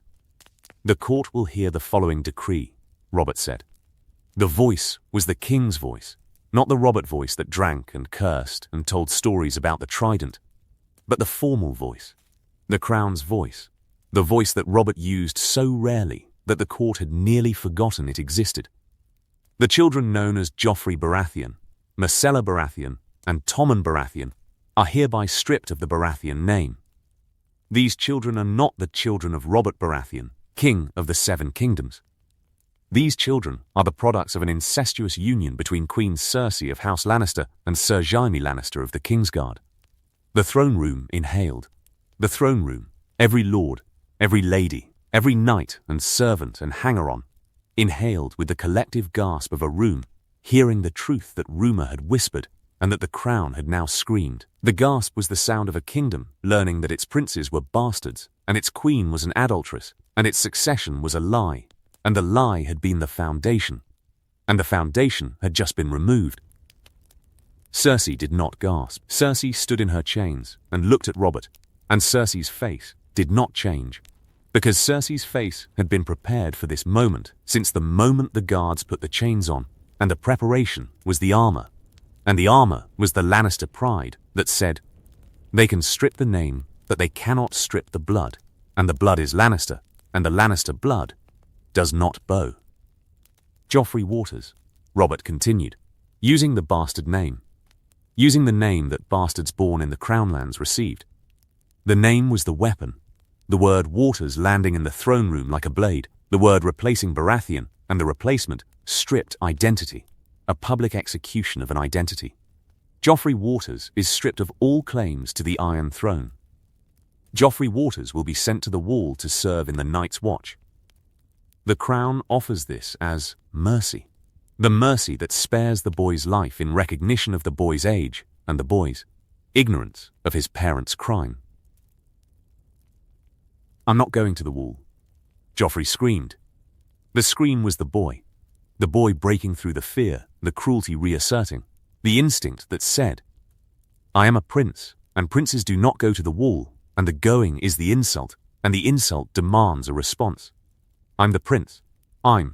You are nothing," Robert said, looking down at Joffrey from the throne, looking down at the boy who was not his son, and whose not being his son was the truth that Robert had known and denied, and that the denial had fed for 13 years. "You are nothing, because your name is nothing, and your claim is nothing, and your crown. You never had a crown. You sat on my throne for 2 days. 2 days of pretending. The pretending is over." Joffrey looked at Cersei with a child's desperation, a child looking to the mother for rescue, the child's instinct that said, "She will save me. She always saves me. She is the protector, and the protector will protect." Cersei could not protect. Cersei was in chains. Cersei looked at her son, and Cersei's face, the controlled face, the Lannister face, Cersei's face broke, not in the way that other faces broke, with tears, with collapse, with the visible disintegration of composure. Cersei's face broke from the inside. The eyes changed, the jaw tightened. The controlled face became the desperate face, became the mother's face, and the mother's face was the face that said, "I cannot save you.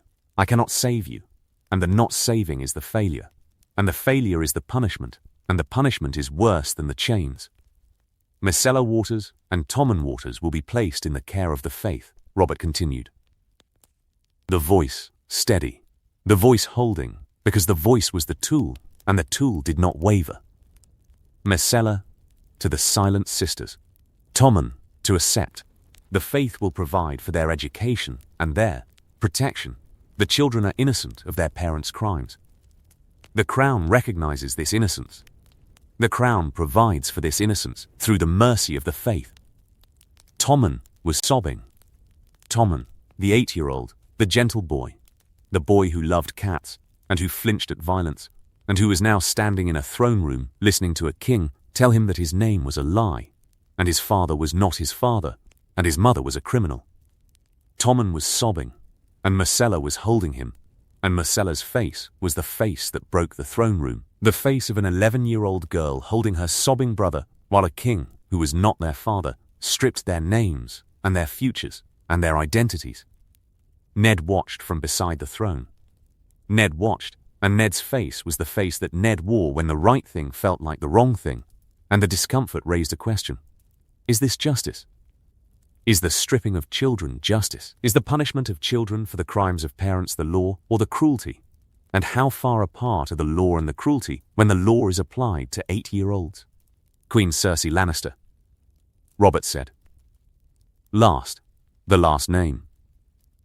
The name that the room had been waiting for, the name that carried the sentence that would determine whether the Westerlands marched or negotiated, and whether the kingdom went to war or to peace. Queen Cersei Lannister is charged with treason, charged with adultery, charged with the attempted murder of the king through the provision of strong wine during the royal hunt, charged with conspiracy to place illegitimate children on the Iron Throne. The queen will face trial before the High Septon and the most devout. The queen's fate will be determined by the gods. Cersei laughed. The laugh was wrong. The laugh was the wrong sound, not the laugh of amusement, not the laugh of relief. The laugh of something broken. The laugh of a woman standing in chains in a throne room, hearing her children stripped of their names, and her life reduced to a trial, and the trial was the performance, and the performance was the humiliation, and the humiliation was the revenge of a man she had spent 20 years hating. The gods, Cersei said. Through the laugh. The gods. You're going to let the gods judge me? The gods who let you sit on that throne for 17 years? The gods who watched you drink yourself into a stupor every night and fuck every serving girl in the city, and ignore your duties, and ignore your family, and ignore every person who ever needed anything from you? Those gods are going to judge me? Cersei. You want to know why I fucked Jaime? You want to know? Because Jaime looked at me. Because Jaime saw me. Because in 20 years of marriage you never once, not once, looked at me and saw anything but her. Lyanna, the dead girl. The frozen Stark bitch who, enough. She's been dead for 17 years, Robert. She's dead, and you've been married to a corpse for 17 years, and the corpse has been more real to you than I ever was. And you want the gods to judge me for finding someone who. Take her away. The guards moved. The guards took Cersei, took her by the arms, pulled her from the throne room, the pulling producing the resistance that Cersei's body produced instinctively, because Cersei's body did not permit being dragged. Cersei was dragged anyway. The chains ensured it. The chains were the equalizer. The equalizer that reduced Queen to prisoner and pride to physics, and the physics said, a woman in chains cannot resist 4 guards, no matter how proud the woman. Cersei was dragged from the throne room. Cersei's voice echoed, the voice bouncing off the walls, the vaulted ceiling, the stone that had heard 3 centuries of kings and queens, and that now heard the queens screaming as she was pulled from the room that had been her stage for 20 years. The throne room was silent after Cersei left. Silent with the silence of a room that had witnessed something that rooms remembered. The public destruction of a queen, the stripping of royal children, the unmaking of a family in the formality of a court decree. The silence was the processing. The silence was a kingdom digesting the fact that everything it had believed for 13 years was a lie, and the lie had been the foundation, and the foundation was gone. Robert sat on the throne. Robert sat on the throne, and Robert bled. The wound, the stitches, the blood coming through the royal robes, the red on the gold. Robert bled, and Robert did not acknowledge the bleeding, because acknowledging the bleeding was admitting the weakness, and the weakness was the thing that Robert could not show. Not now. Not in the throne room. Not with Tywin's army marching south, and the kingdom reeling, and the succession empty. The king requires an heir, Robert said. To the court. To the room. To the kingdom. The king's council will convene to discuss the succession and the matter of. Robert paused. The pause was the emptiness. The emptiness that the children had left. The emptiness that the denouncement had created. The emptiness that was the throne's future, and the future was the question, and the question was, who inherits when the king has no children? The matter of the king's remarriage. The council will identify suitable candidates. The kingdom will have an heir. The kingdom will, Robert swayed. The swaying was visible, the king swaying on the iron throne, the blood on his robes, the body failing the mind. The kingdom will endure. Robert descended the throne. Barristan helped, the old knight's hand on the king's arm, the steadying that the king needed, and that the king would never admit needing. Robert walked from the throne room, and that walk became his last performance. The performance of strength, the performance of control. The performance that ended the moment Robert turned the corner and leaned against the wall and closed his eyes and breathed. It's done, Robert said. To Ned. Who was there? Who was always there?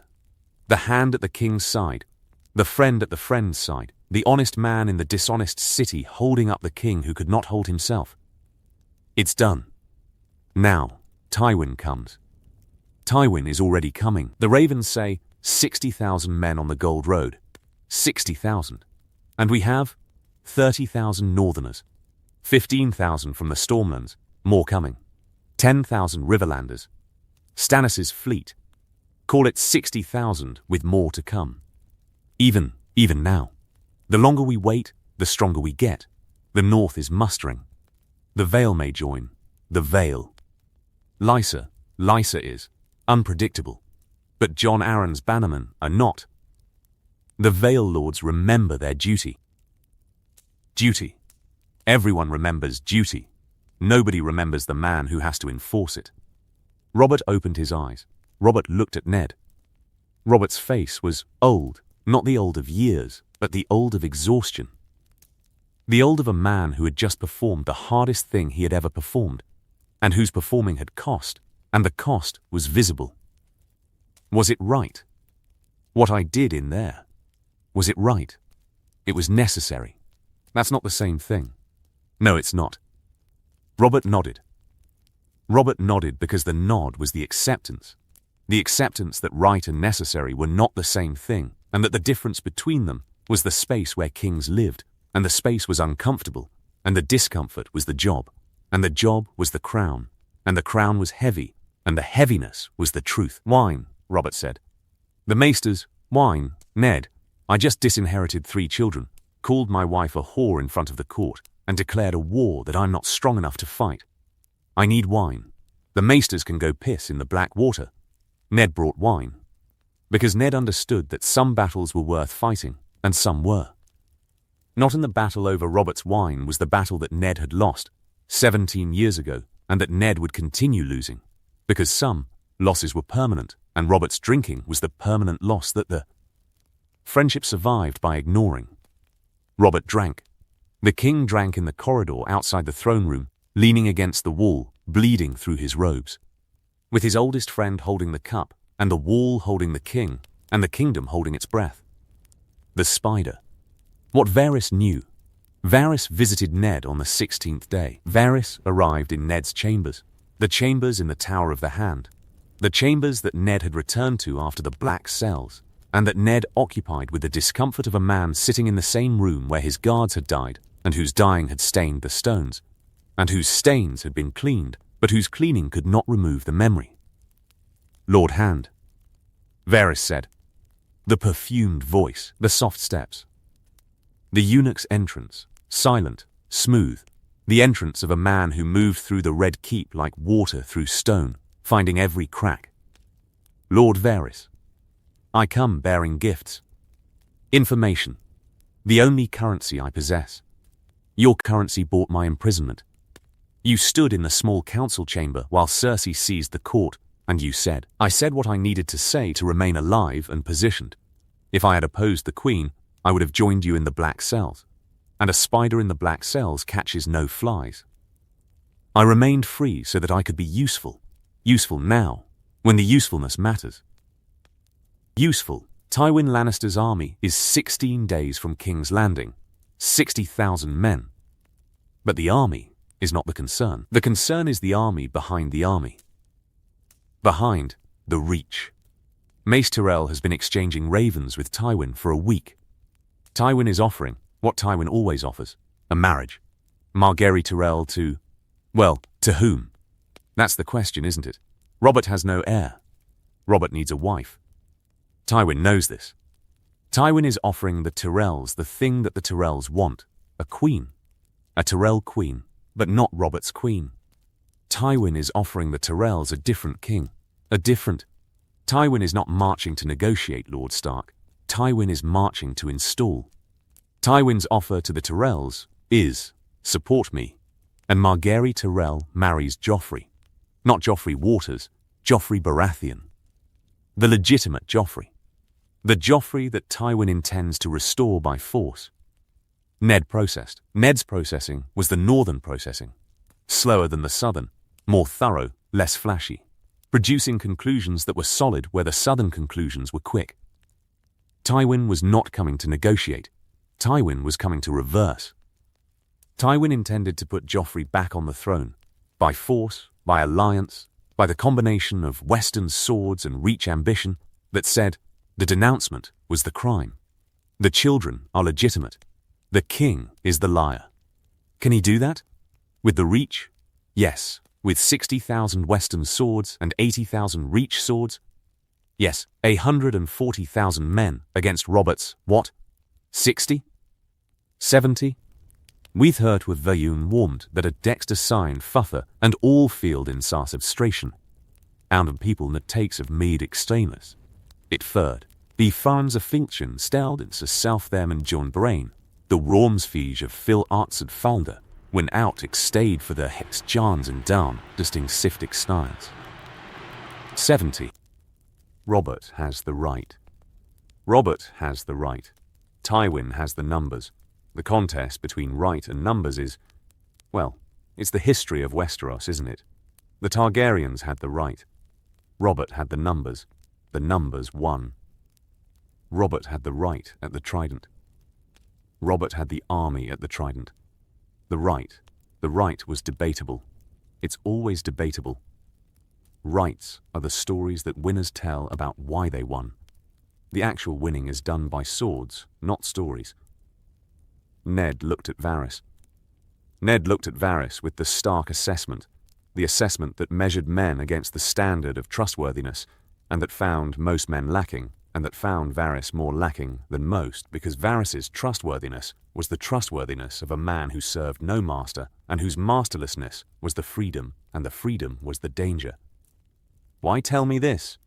Because I serve the realm, not the king, not the queen, not the Lannisters, or the Starks, or the Tyrells.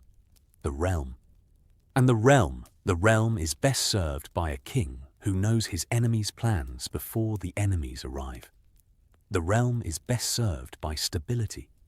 The realm has endured 17 years of Robert's instability, and the enduring has cost, and the cost is being collected now by Tywin Lannister, who is marching south to capitalize on 17 years of Robert's failures. You served Robert. I served the realm through Robert. I serve the realm through you.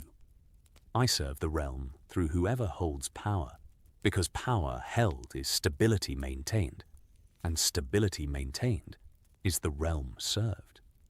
The realm does not care who sits on the throne. The realm cares that someone sits on the throne and that the someone does not burn the house down. And you think Robert is burning the house down? I think Robert is doing something noble. Noble and dangerous. Noble and possibly fatal. Because Tywin Lannister is not a man who accepts the destruction of his house. Tywin Lannister is a man who destroys houses.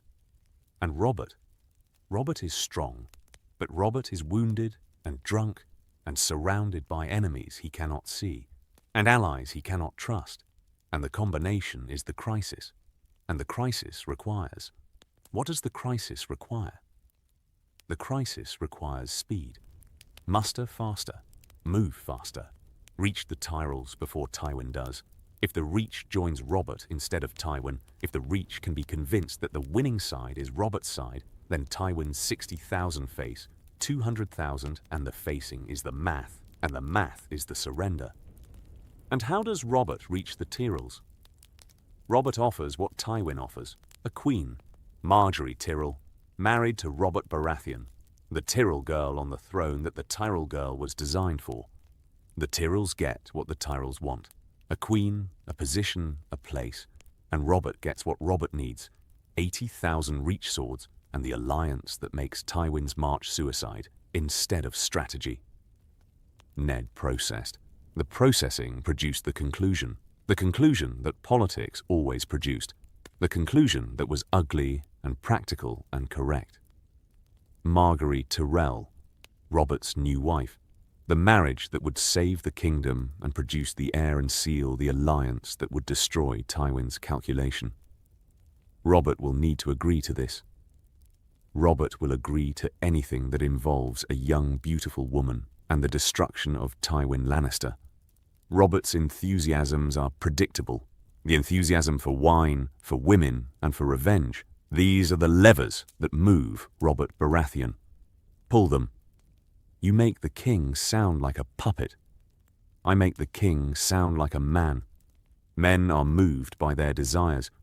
Kings are men with crowns. The crown does not remove the desire, the crown amplifies it. And the amplified desire, directed correctly, is the strategy that saves the realm. Varys left. Varys left the way Varys arrived, silently, softly.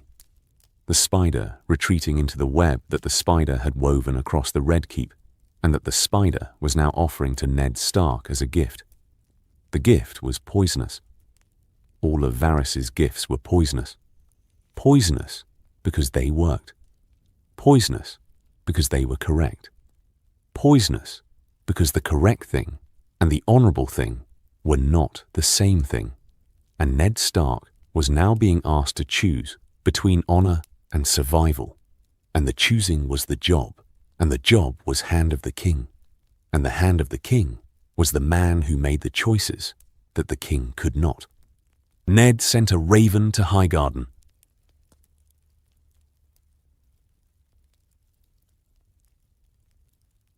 The rose. What Highgarden calculated.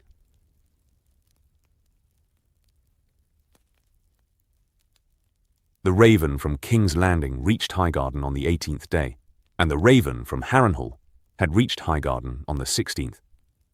Mace Tyrell read both letters in his solar, the solar that overlooked the gardens of Highgarden, the gardens that bloomed in perpetuity, because Highgarden bloomed in perpetuity, because the reach was the garden, and the garden was the power, and the power was the 80,000 swords that made every lord in Westeros write politely to Mace Tyrell, even when Mace Tyrell did not deserve politeness.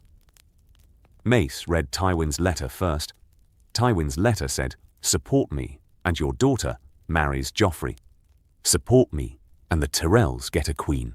Support me, and the Reach joins the winning side, and the winning side rewards its friends."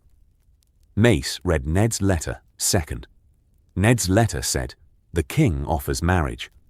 Robert Baratheon, king of the 7 kingdoms, lord of the 7 kingdoms, the man on the throne, offers to marry Margaery Tyrell. Not a prince's wife, a king's wife, not future queen. Queen, now." Mace put both letters down. Mace looked at his mother. Olenna Tyrell sat in the chair by the window, the chair that Olenna always occupied, the chair that gave Olenna the light she needed for her needlework, and the vantage she needed for her judgment, and the judgment was the occupation, because Olenna Tyrell's occupation was judging, and the judging was merciless. "The Lannister offers a boy," Olenna said. "A boy that the crown has just declared a bastard. A boy stripped of his name, his succession, his claim. The Lannister offers damaged goods and calls it a gift. The arrogance is, well, it's Tywin, isn't it? The arrogance is the family trait.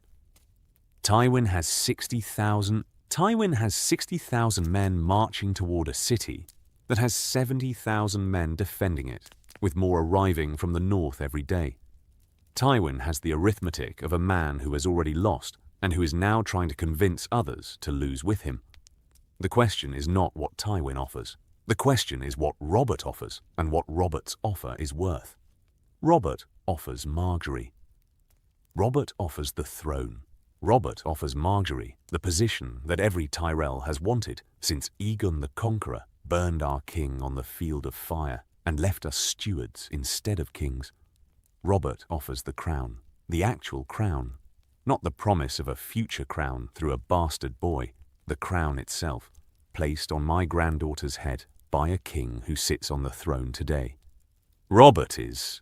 Mace searched for the word. Mace always searched for words because Mace's mind worked at a speed that words outpaced, and the gap produced fumbling that made Mace appear foolish, and that was frequently evidence that Mace was foolish. Robert is fat. Robert is old. Robert drinks. Robert just disinherited 3 children and declared his wife a traitor. Robert is the king, and the king's wife is the queen, and the queen's children inherit the kingdom, and the kingdom is the prize, and the prize is what we've been angling for since your father bent the knee at the field of fire. 300 years of bending, Mace. 300 years of being the reach, the breadbasket, the largest army and the finest lands and the perpetual second place.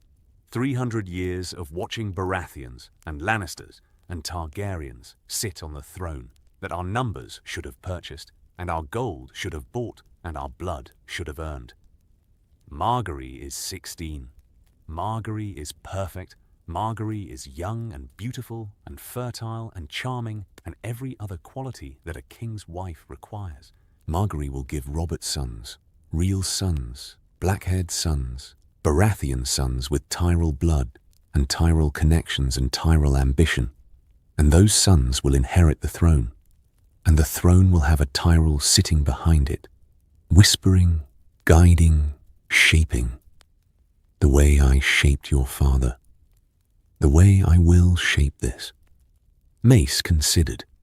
The considering was visible, the jaw working, the eyes moving between the two letters, the body performing the theatre of thought that Mace performed when the decision was already made by his mother, and the decision-making was the pretense that Mace maintained for the benefit of his own pride. "Send for Margaery," Olenna said. Margaery was sent for. Margaery came. Margaery Tyrell, 16, the Tyrell Rose, the girl who had been groomed for a crown since the day Olenna looked at the infant and saw the instrument. Margaery entered the solar, and Margaery saw the letters, and Margaery's face did not change, because Margaery's face had been trained by Olenna, and Olenna's training was the training of a woman who understood that faces were weapons, and that weapons should not be deployed until the target was identified. "You're going to marry the king," Olenna said. Margaery looked at her grandmother. "Which king?" "The king. Robert Baratheon, the man on the throne. Not the boy that the Lannisters are trying to put back on the throne, the man who sits on it now, and who needs a wife, and who needs an heir, and who needs 80,000 reach swords to keep the Lannisters from taking back what the Lannisters lost. Robert Baratheon is fat, drunk, crude, unfaithful, wounded, grieving, all of these things. Also, the king of the 7 kingdoms, the most powerful man in Westeros, a man who, I am told, was once handsome, and who is certainly strong, and who is at this moment wounded and angry, and in need of a young, beautiful, attentive wife who will make him feel like the man he used to be. Can you do that? Can I make a fat drunk feel like a young warrior? Can you make a king feel like a man? Because that's what Robert Baratheon needs. Not a queen. Robert has had a queen. Robert has had Cersei Lannister for 20 years, and that marriage had been a disaster that produced the crisis that we are now being invited to profit from. Robert doesn't need a queen. Robert needs a wife. Robert needs someone who looks at him and sees something other than a crown and a treasury. Robert needs love, attention. Love is what poets write about. Attention is what kings respond to. Cersei gave Robert contempt for 20 years, and the contempt produced hatred, and the hatred produced the crisis. Give Robert attention, genuine, warm, constant attention, and the attention produces gratitude, and the gratitude produces power. Your power, the queen's power, the power of a woman who controls a king, not through manipulation, but through kindness. Olenna looked at her granddaughter. Olenna assessed her granddaughter, measured her against the standard of usefulness, and found no shortfall, because Olenna excelled at finding uses for people, and that talent defined the house. "Through whatever works," Olenna said. The raven flew from Highgarden on the 19th day. The raven carried Mace Tyrell's response, the response that Olenna had written and that Mace had signed, and that Margaery had endorsed with the endorsement of a girl who had been born for this, and who was now being sent to do this, and whose doing was the family's future. The response said, yes. The response said, Margaery Tyrell will marry Robert Baratheon. The response said, 80,000 reach swords will march for King's Landing. The response said, the Tyrells join the crown. The response also said, between the lines, the Tyrells join the winning side. Because the Tyrells always joined the winning side. Because joining the winning side was not cowardice, it was calculation. And calculation was the Tyrell method and the method was the success, and the success was the garden, and the garden grew.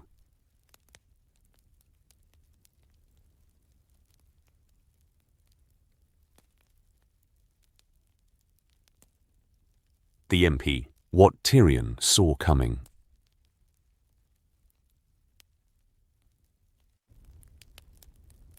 Tyrion Lannister arrived at his father's camp on the Gold Road 22 days after the Boar. Tyrion arrived with Bronn, the sellsword, the killer, the man whose loyalty was purchased, and whose purchased loyalty was the reliable kind because purchase men stayed, bought, as long as the price stayed paid. Tyrion arrived after escaping the Eyrie, after the trial by combat, after the journey through the mountains of the moon, and the clansmen, and the violence that the mountains produced, with the regularity that the Reach produced grain.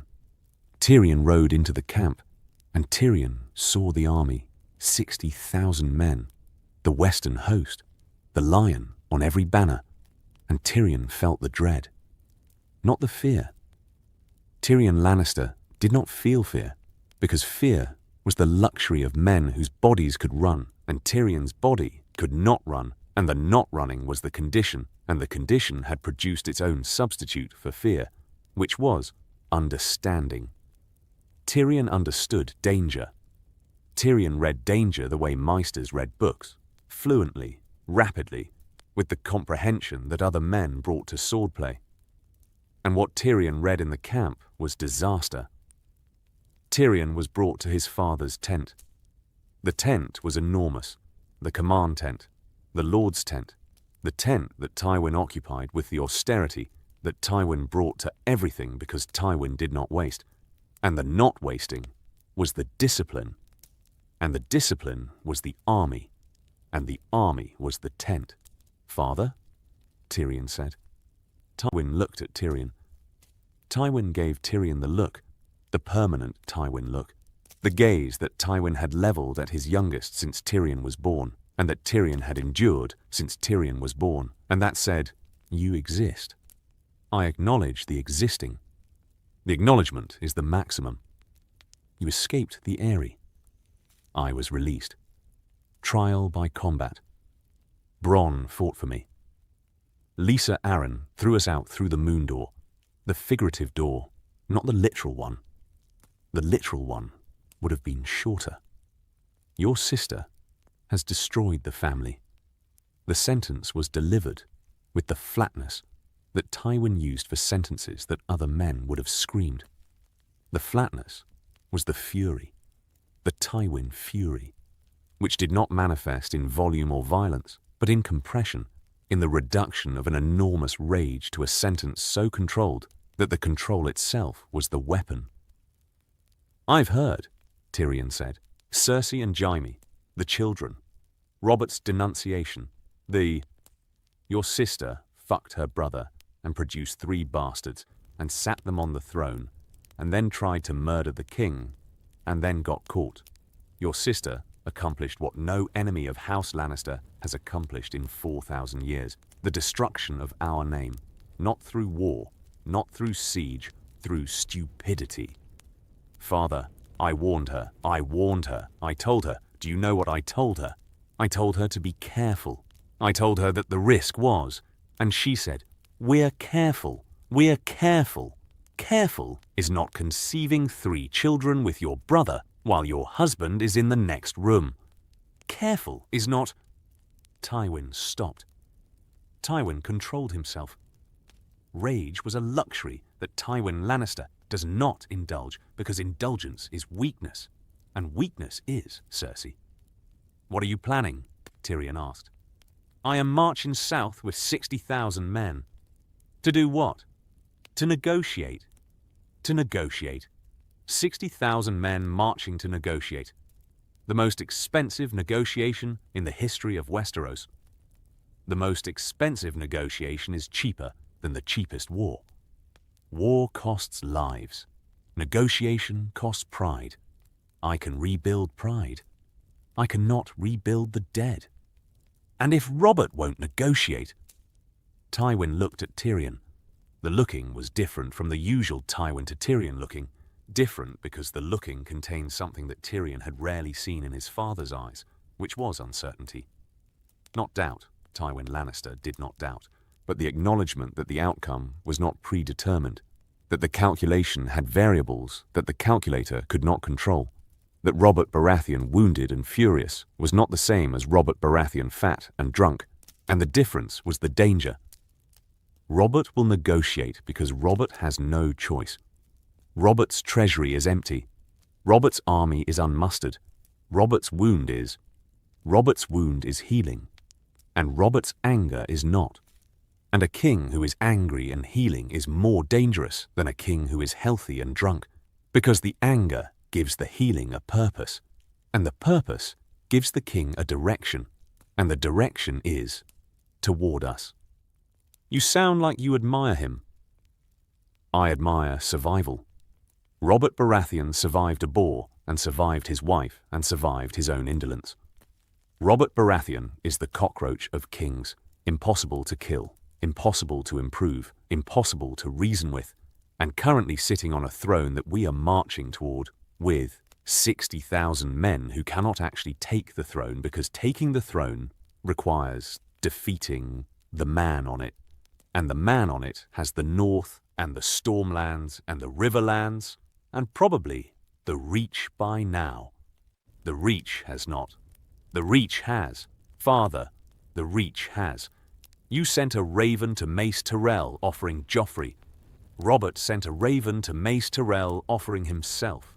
The choice between a bastard prince and a sitting king is not a choice, it's a calculation, and the Tyrells calculate the same way we do, which is toward the winning side, and the winning side is the side with the throne. Tywin's jaw tightened. Tywin's jaw cost him, the cost of hearing truth from the son he despised, the cost of the truth being correct, the cost of correctness arriving in Tyrion's voice instead of Jaime's or Cersei's or Kevan's. The truth from Tyrion was the worst truth because Tyrion's truth was reliable, and reliability from the wrong son was the insult that Tywin's pride could not process. Then what do you suggest? Tywin asked. The question itself was an admission, Tywin Lannister, who never asked, now asked, and that break in pattern measured the crisis. I suggest we stop marching. I suggest we send terms. I suggest we offer Jaime to the Wall and Cersei, to the Silent Sisters, and the children, to whatever fate Robert's mercy provides. I suggest we save the family by sacrificing the members who endangered it. Cersei is my daughter. Cersei is a liability. Cersei has been a liability since the day she decided that her brother was a suitable alternative to her husband. Cersei's choices have brought us here, marching south with 60,000 men toward a city that will have 150,000 men defending it by the time we arrive. Cersei's choices are the reason that our house's survival is in question for the first time in living memory. I will not sacrifice my children. Then you will sacrifice your house. Because those are the options, Father. Cersei and Jaime alive in cells, or Cersei and Jaime dead in a war that we cannot win. The choice is not between good outcomes. The choice is between bad outcomes and worse outcomes. And the worse outcome is we fight, we lose. And the Lannister name joins the Rain name and the Tarbeck name in the songs that people sing about houses that don't exist anymore. The tent was silent. The silence was the rarest sound in Tywin Lannister's tent, the sound of Tywin Lannister having no immediate response, the sound of a calculation reaching a conclusion that the calculator did not want. Continue marching, Tywin said, but send terms ahead. My terms. Jaime takes the black. Cersei lives, imprisonment, exile, the Silent Sisters, not death. The children are innocents. The children are placed with the faith. Those are Robert's terms. Robert already decreed. Then Robert and I agree. Agreeing on terms is the basis for negotiation. Arriving with an army is the basis for the negotiations being taken seriously. Tyrion looked at his father. Tyrion looked at the Lord of Casterly Rock, and Tyrion saw what Tyrion rarely saw. The old man. Not the legend, not the conqueror of the reigns. The old man whose children had failed him, and whose failures were the wound, and the wound was the pride, and the pride was bleeding. "I'll draft the terms," Tyrion said. "I'm better with words than you are." "You're better with everything than I deserve," Tywin said. The sentence was so unexpected that Tyrion stopped moving. The sentence was the closest thing to a compliment that Tywin Lannister had ever produced, and the crisis had spoken through Tywin, stripping the mask. The crisis revealing the man behind the Lord, the way the Boar had revealed the man behind the king. Tyrion did not acknowledge the compliment. Acknowledging would have broken it. Instead, Tyrion turned and walked from the tent, the dwarf's waddle carrying him into the camp, into the army, into the 60,000 men who were marching toward a negotiation that would determine whether the Lannister name survived the generation that had nearly destroyed it. The arrival. What 60,000 men said without speaking. The Western host arrived at the gates of King's Landing on the 28th day. 60,000 men spread across the hills south of the city, the hills that overlooked the Blackwater, the hills that gave the army the high ground, and the high ground gave the army the statement. The statement was, "We are here." The statement was wordless. 60,000 men and 10,000 horses and 1,000 wagons, and the banners of House Lannister flying above it all, the golden lion on crimson, snapping in the wind that came off the bay. Robert stood on the walls of the Red Keep and watched the army arrive. Robert stood on the walls because Robert refused to sit. Robert had been refusing to sit since the 14th day, since the denouncement, since the throne room, since the day Robert had stood on the Iron Throne and stripped his children's names and his wife's honor and his own illusions. Robert stood because sitting was the weakness, and the weakness was the invitation, and the invitation was what Tywin was looking for, any sign that the king was weak enough to push. 60,000, Ned said, beside Robert on the wall, the hand beside the king, the northerner beside the southerner, the honest man beside the wounded man. 60,000, and behind us, 35,000 northerners inside the walls or camped on the King's Road, 20,000 Stormlands men, 12,000 from the Riverlands, Stannis' fleet blocking the Blackwater, and the Tyrells accepted. Margaery Tyrell rides north with 20,000 Reach cavalry as escort. The rest of the Reach host musters behind her, 80,000 strong when fully assembled. Robert looked at Ned. The looking contained the emotion that Robert Baratheon processed through the body, through the shoulders dropping, through the jaw unclenching, through the breath releasing. Relief. Not the loud relief, not the booming Robert relief that smashed cups and told jokes. The silent relief of a man who had been calculating odds for 2 weeks, and whose calculation had just shifted from even to favorable. "The girl," Robert said. "Margaery, the Tyrell girl. What's she like?" "I've never met her." "Renly met her." Renly said she was. Renly said a lot of things about her. Beautiful, charming, smart. Everything Cersei was supposed to be and wasn't. Robert, don't tell me it's politics. I know it's politics. Every marriage is politics. My first one was politics, and the politics produced 20 years of hatred and 3 bastards and a murder attempt.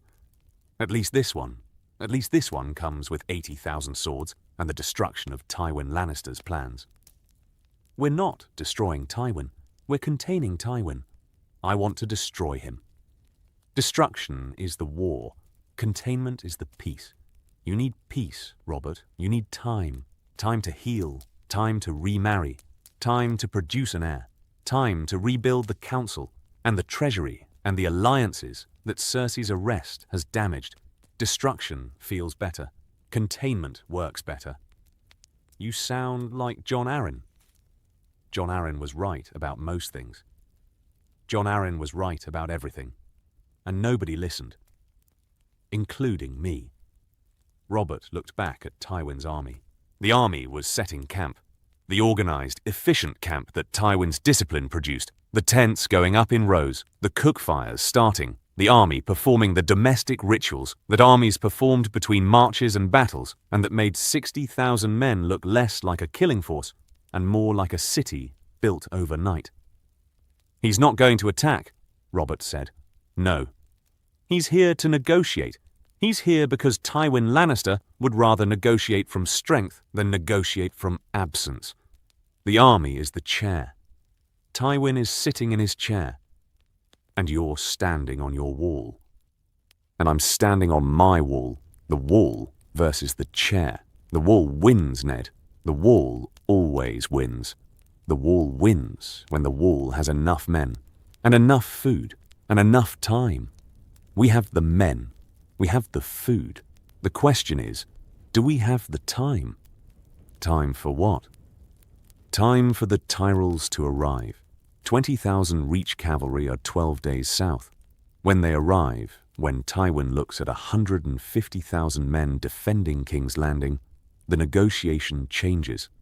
The army stops being a statement and starts being a coffin. Robert nodded. The nod was slow. The slow nod of a man processing military arithmetic and finding the arithmetic satisfying. 12 days. 12 days until the Tyrells arrived. 12 days of standing on the wall and watching Tywin's army and waiting for the mathematics to finish the argument. "We wait," Robert said. "We wait." "I hate waiting." "I know. Waiting is the Stark thing. You Northerners wait. You wait for winters that last years and springs that come late, and you wait because the waiting is the Northern method. Robert Baratheon doesn't wait. Robert Baratheon waits because waiting is winning. 12 days. 12 days of waiting and the Tyrells arrive, and Tywin's 60,000 face 150,000, and the facing is the end. Tywin negotiates or Tywin dies. Those become his options. Promise me he'll negotiate. Promise me this ends without a battle. I can't promise that. Then promise me something. What? Promise me that if there is a battle, if Tywin is stupid enough to fight 150,000 men with 60,000, promise me I get to lead the charge. Promise me I get to ride against the Lannisters one more time. Because the riding, Robert stopped. Robert's hand went to his belly, to the wound, to the place where the boar had entered and the world had changed. The riding might kill me, but it would be a better death than the pig. There won't be a charge. Promise me anyway. No. Robert laughed. The laugh was the old laugh, not the huge, booming laugh, but something close. Something that had been absent since the boar, and that was returning in fragments, in pieces, in the moments between the pain and the wine and the grief. The laugh of a man who was still Robert Baratheon, despite everything that had happened to Robert Baratheon. "You're the worst hand I've ever had," Robert said. "I'm the only honest hand you've ever had." Same thing. They stood on the wall. The king and the hand. The wounded man and the honest man. They watched Tywin's army make camp, and they waited for the Tyrells, and they waited for the negotiation, and they waited for the ending that was coming. The ending that neither of them could predict, and that both of them knew would cost, and the cost was the future, and the future was the question. The question was, what happens when a kingdom survives but the king doesn't change? The answer was coming. The answer was riding north from Highgarden with 20,000 cavalry and a 16-year-old girl who would become the queen. The terms. What Tywin accepted. The Tyrells arrived on the 40th day. 20,000 Reach cavalry crested the hills south of King's Landing and rode past Tywin's camp and into the city through the Gate of the Gods, with the banners of House Tyrell, the golden rose on green, flying above the column. The column delivered its message. That message reached not to Robert or to Ned, or to the court, but to Tywin Lannister, whose command tent overlooked the King's Road, and whose tent flap was open, and whose eyes watched the Reach cavalry stream past his position with the measured gaze of a man watching his calculation die. 20,000, and 80,000 behind them, mustering, marching, coming. Tywin sent his terms on the 41st day. The terms arrived carried by Tyrion. Tyrion, the dwarf son. The son that Tywin would never have chosen as envoy, but that Tyrion had chosen for himself, because Tyrion understood what Tywin would not admit, which was that Tyrion was the Lannister who could talk, and talking kept the family alive, and survival defined the mission. Tyrion entered the Red Keep under a peace banner. Tyrion walked through the corridors of the Red Keep with Bronn at his side, and the terms in his hand and the intelligence in his eyes that was the Lannister intelligence, not Cersei's intelligence, which was the sharp kind that cut everything including the wielder, and not Jaime's intelligence, which was the physical kind that moved through combat, and not words. Tyrion's intelligence was the comprehensive kind, the kind that saw the whole board. "Lord Stark," Tyrion said, in the Hand's solar, in the tower of the Hand, in the room where Ned sat, and where Ned worked, and where Ned governed, because governing was the Hand's work, and the Hand's work was the realm's salvation. "Lord Tyrion." Not Lord, never Lord. Father will live forever out of spite, and the rock will go to some cousin before it goes to me. But the title is beside the point. The point is terms. Tyrion laid the terms on Ned's desk. The terms were written in Tyrion's hand, the neat, small hand of a man who had learned penmanship from Casterly Rock's Meisters, and who wrote the way Tyrion did everything, with precision and the faint scent of contempt for the necessity. Jaime Lannister takes the black, the Night's Watch, the Wall, the oath that stripped name, land's title, Jaime alive, Jaime removed, Jaime gone, Cersei Lannister, the Silent Sisters, not death, not the Black Cells, the Silent Sisters, the order that took women and silenced them, literally, permanently, the vow of silence that was the feminine equivalent of the wall without the swords. Cersei silent. Cersei removed. Cersei gone. The children, Joffrey to the wall as Robert decreed, Myrcella and Tommen to the faith as Robert decreed, the children alive, the children gone. House Lannister retains Casterly Rock, retains the Westerlands, pays reparations, gold, because the Lannisters had gold, and gold was the blood of their house, and the bleeding of gold was the punishment that Lannisters felt. 2 million gold dragons, paid over 10 years.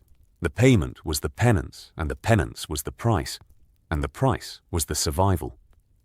"These are reasonable terms," Ned said.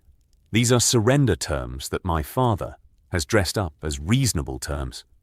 The difference is cosmetic, but the cosmetics matter to him. The cosmetics allow Tywin Lannister to return to Casterly Rock and say, 'I negotiated. I preserved the house. I lost my children, but I saved my name.' The name is what matters. The name has always been what matters. The name is Tywin Lannister's actual child, the only child that Tywin has ever truly loved. Will Robert accept these? Will Robert accept the terms that Robert already decreed? The terms mirror Robert's own pronouncements. Joffrey to the wall, Myrcella and Tommen to the faith, Cersei to trial. My father is asking for the trial to be replaced by the Silent Sisters, which saves everyone the spectacle of a trial, and saves Cersei the possibility of execution. Robert gets what Robert wants. Tywin gets what Tywin needs. And the realm gets peace, which is what the realm has needed since the day Robert Baratheon decided that a boar hunt was more interesting than governing. Ned looked at Tyrion. Ned looked at the dwarf, the Lannister who wasn't like the other Lannisters, the Lannister whose name was the curse, and whose curse was the family, and whose family was the catastrophe that Tyrion was now trying to survive. "I'll bring these to the king. Bring them with wine." Robert agrees to everything when he's drinking. Robert agrees to everything when he's not drinking. But the drinking makes the agreeing feel like his idea. Robert accepted the terms on the 42nd day. Robert accepted the terms because the terms were his terms, and the terms were the victory, and the victory was the ending. Tywin Lannister's army would withdraw. Tywin Lannister's children would face the justice that Robert had decreed. Tywin Lannister would pay, and the payments humiliated Tywin, and that humiliation served as Robert's revenge that Robert wanted. Not the bloody revenge, not the hammer-swinging trident revenge, but the slow, grinding, financial revenge that hurt Tywin Lannister in the only place Tywin felt pain, which was the treasury. Tywin's army marched west on the 44th day. 60,000 men turning their backs on King's Landing, the Golden Lion banners lowered, the army retreating not in defeat, but in the controlled, organized withdrawal that Tywin conducted with the same precision that Tywin brought to everything. The withdrawal was not a rout, the withdrawal was a restructuring, the restructuring of a house that had been damaged by its own members, and that would rebuild because Lannisters always rebuilt, and rebuilding defined who they were. Tyrion watched his father's army leave from the walls of King's Landing.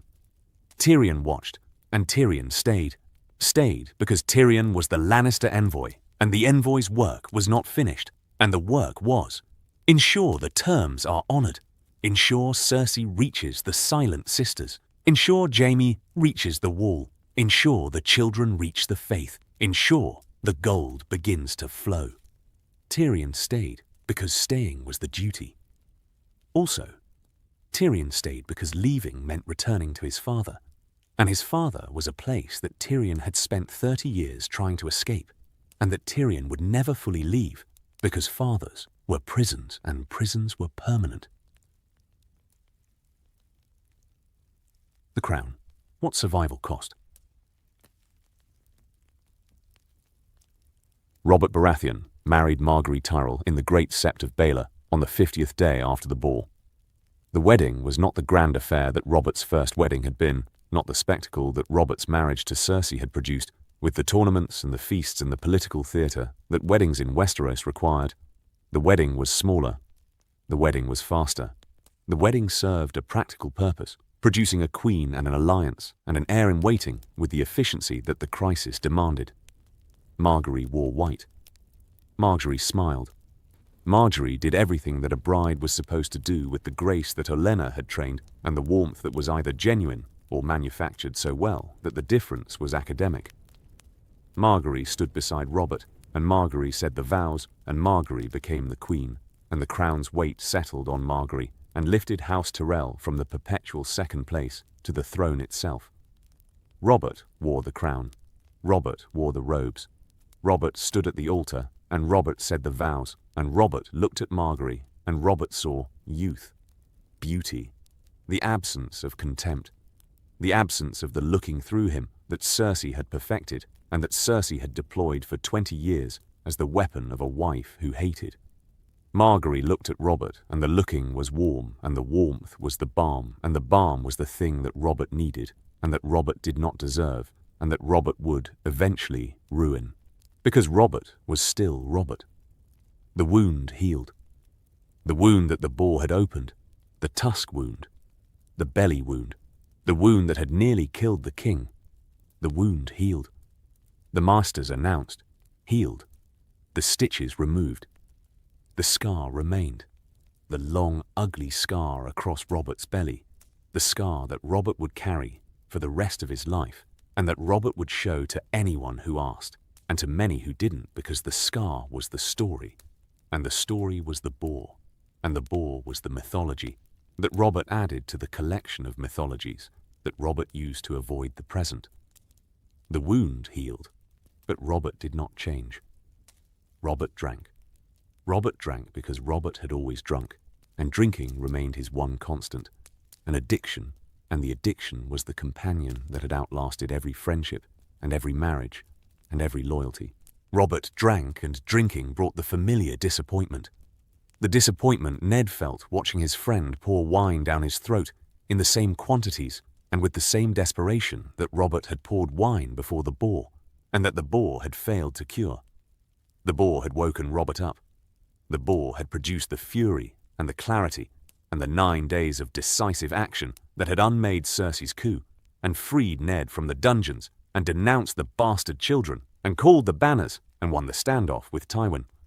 The boar had made Robert a king, a real king, for 44 days, a king who governed and decided and confronted and won. And then the crisis ended, and the governing stopped, and the wine returned. And Robert Baratheon settled back into the throne like a man settling into a chair that was too comfortable to leave and too comfortable to sit in properly. Margaery tried. Margaery tried with the dedication that Olenna had trained and the patience that youth provided and the intelligence that the Tyrell bloodline produced.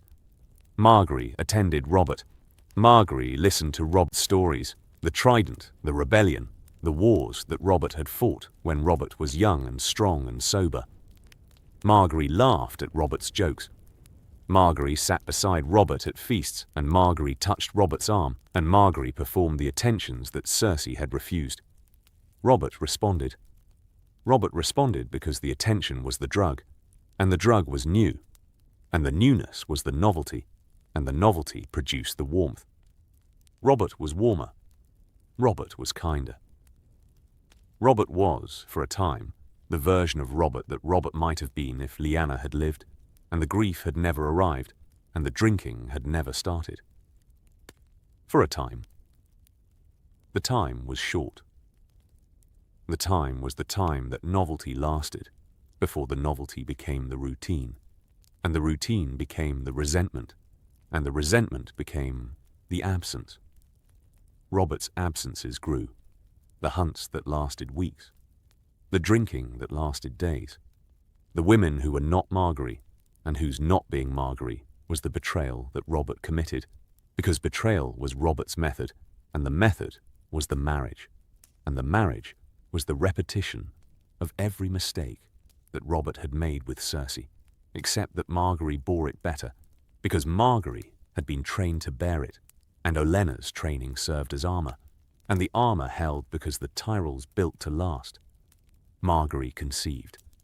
Margaery conceived on the 62nd day, the heir, the purpose, the child that the kingdom needed and that the succession required.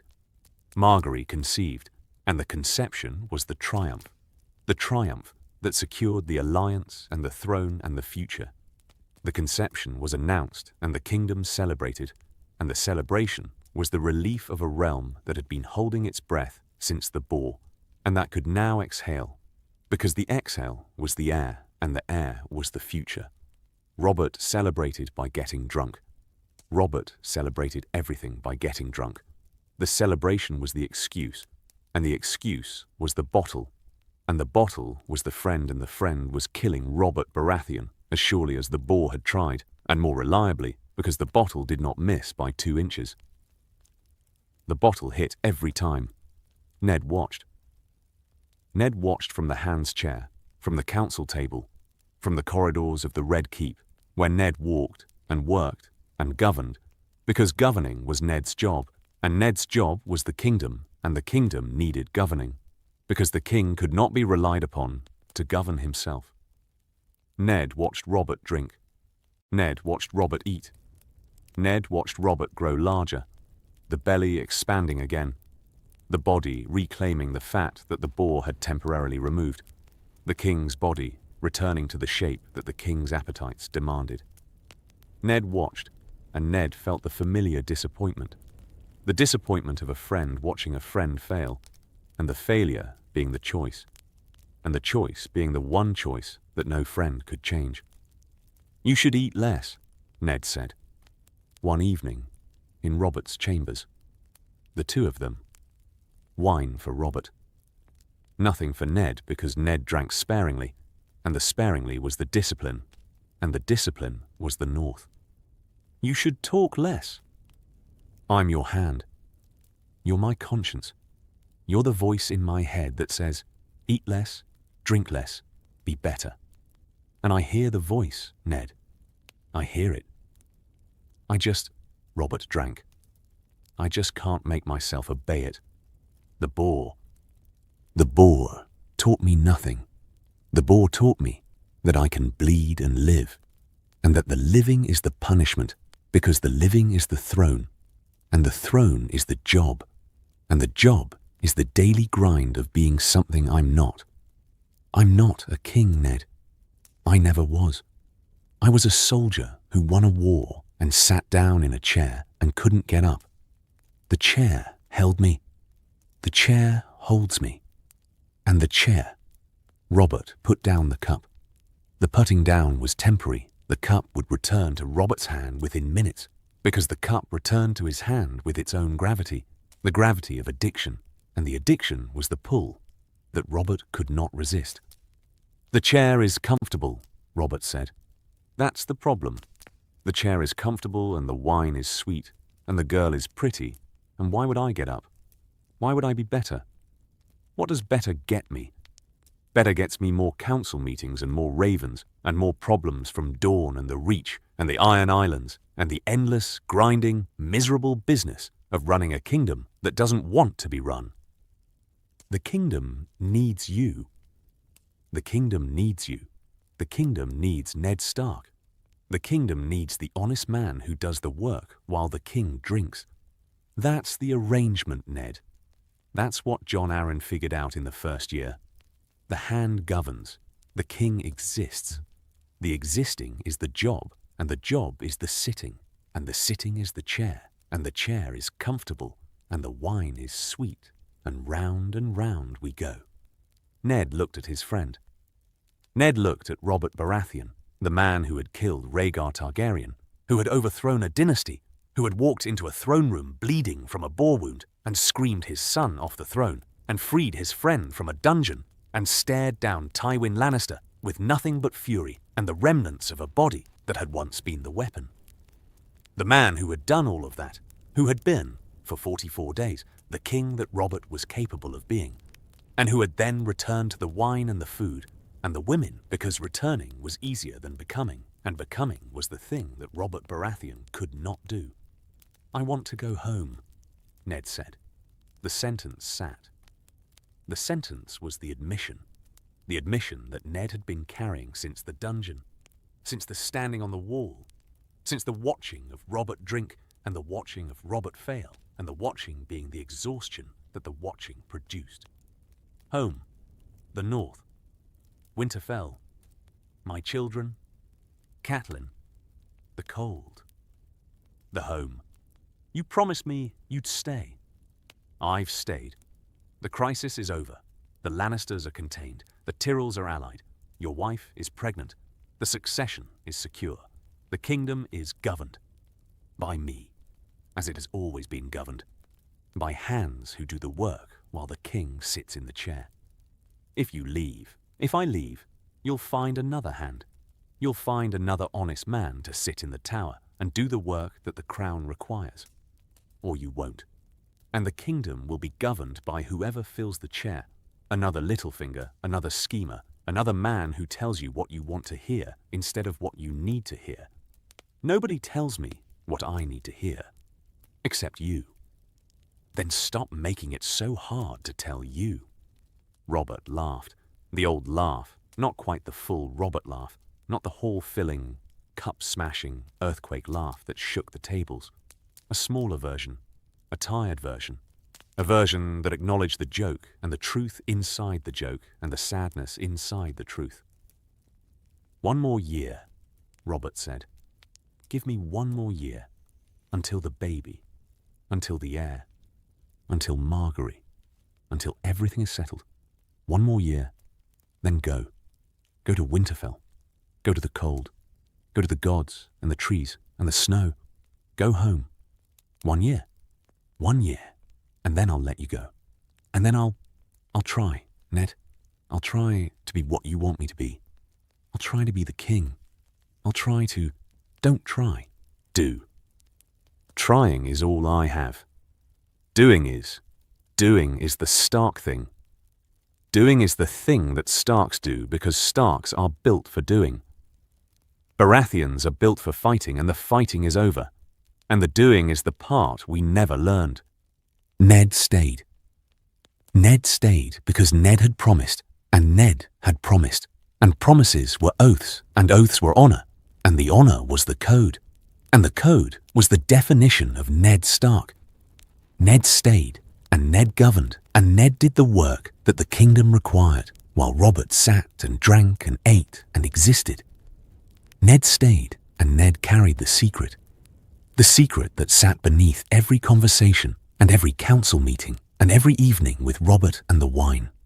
The secret of Jon, the secret of Lyanna, the secret of the boy at Winterfell who thought he was a bastard and who was the son of a prince and whose son of a princeness was the truth that Ned could never tell Robert, because the telling would be the death of the boy and the death of the promise and the death of everything that Lyanna had asked Ned to protect. Promise me, Ned. Robert had said the same words. Robert had said, promise me. And the echo cut deep. The cruelty of a life that forced Ned to keep promises for people who asked for contradictory things. Promise me you'll protect my son. Promise me you'll stay and govern. Promise me you'll keep the secret. Promise me you'll tell the truth. Promise me, promise me, promise me. The promises stacking, the weight accumulating, the weight that Ned Stark carried, because carrying was the Stark method, and the method was the endurance, and the endurance was the North. Ned stayed, and the kingdom endured. And Robert drank, and the air grew inside Marguerite Tyrell's womb. And the kingdom that had almost died when a boar's tusk found a king's belly, the kingdom survived. The kingdom survived because the king survived. And the king survived because a tusk missed an artery by 2 inches. And the 2 inches were the margin between the world where Ned Stark lost his head and the world where Ned Stark governed a kingdom for a king who would not govern it himself. 2 inches. The distance between one world and another.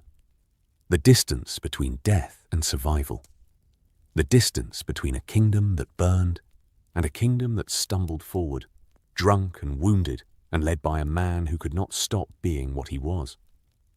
Robert Baratheon survived the Boar. The survival bordered on miracle. That miracle had saved the kingdom. And the salvation was this: imperfect, incomplete. A kingdom held together by a hand who did the work, and a queen who bore the air, and a king who sat on the throne and drank and told stories about the trident and the rebellion, and the days when Robert was young and strong, and the world was simple, and the hammers solved everything. The hammers were gone. The wine remained. The throne endured. And somewhere in Winterfell, a boy named Jon Snow shoveled snow and swung a practice sword, and did not know that he was the son of Rhaegar Targaryen and Lyanna Stark.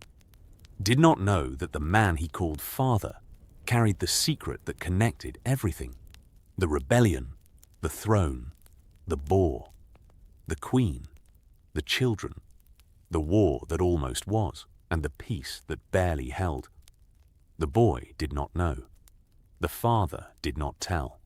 The secret survived because the secret was the one promise that Ned Stark would never break.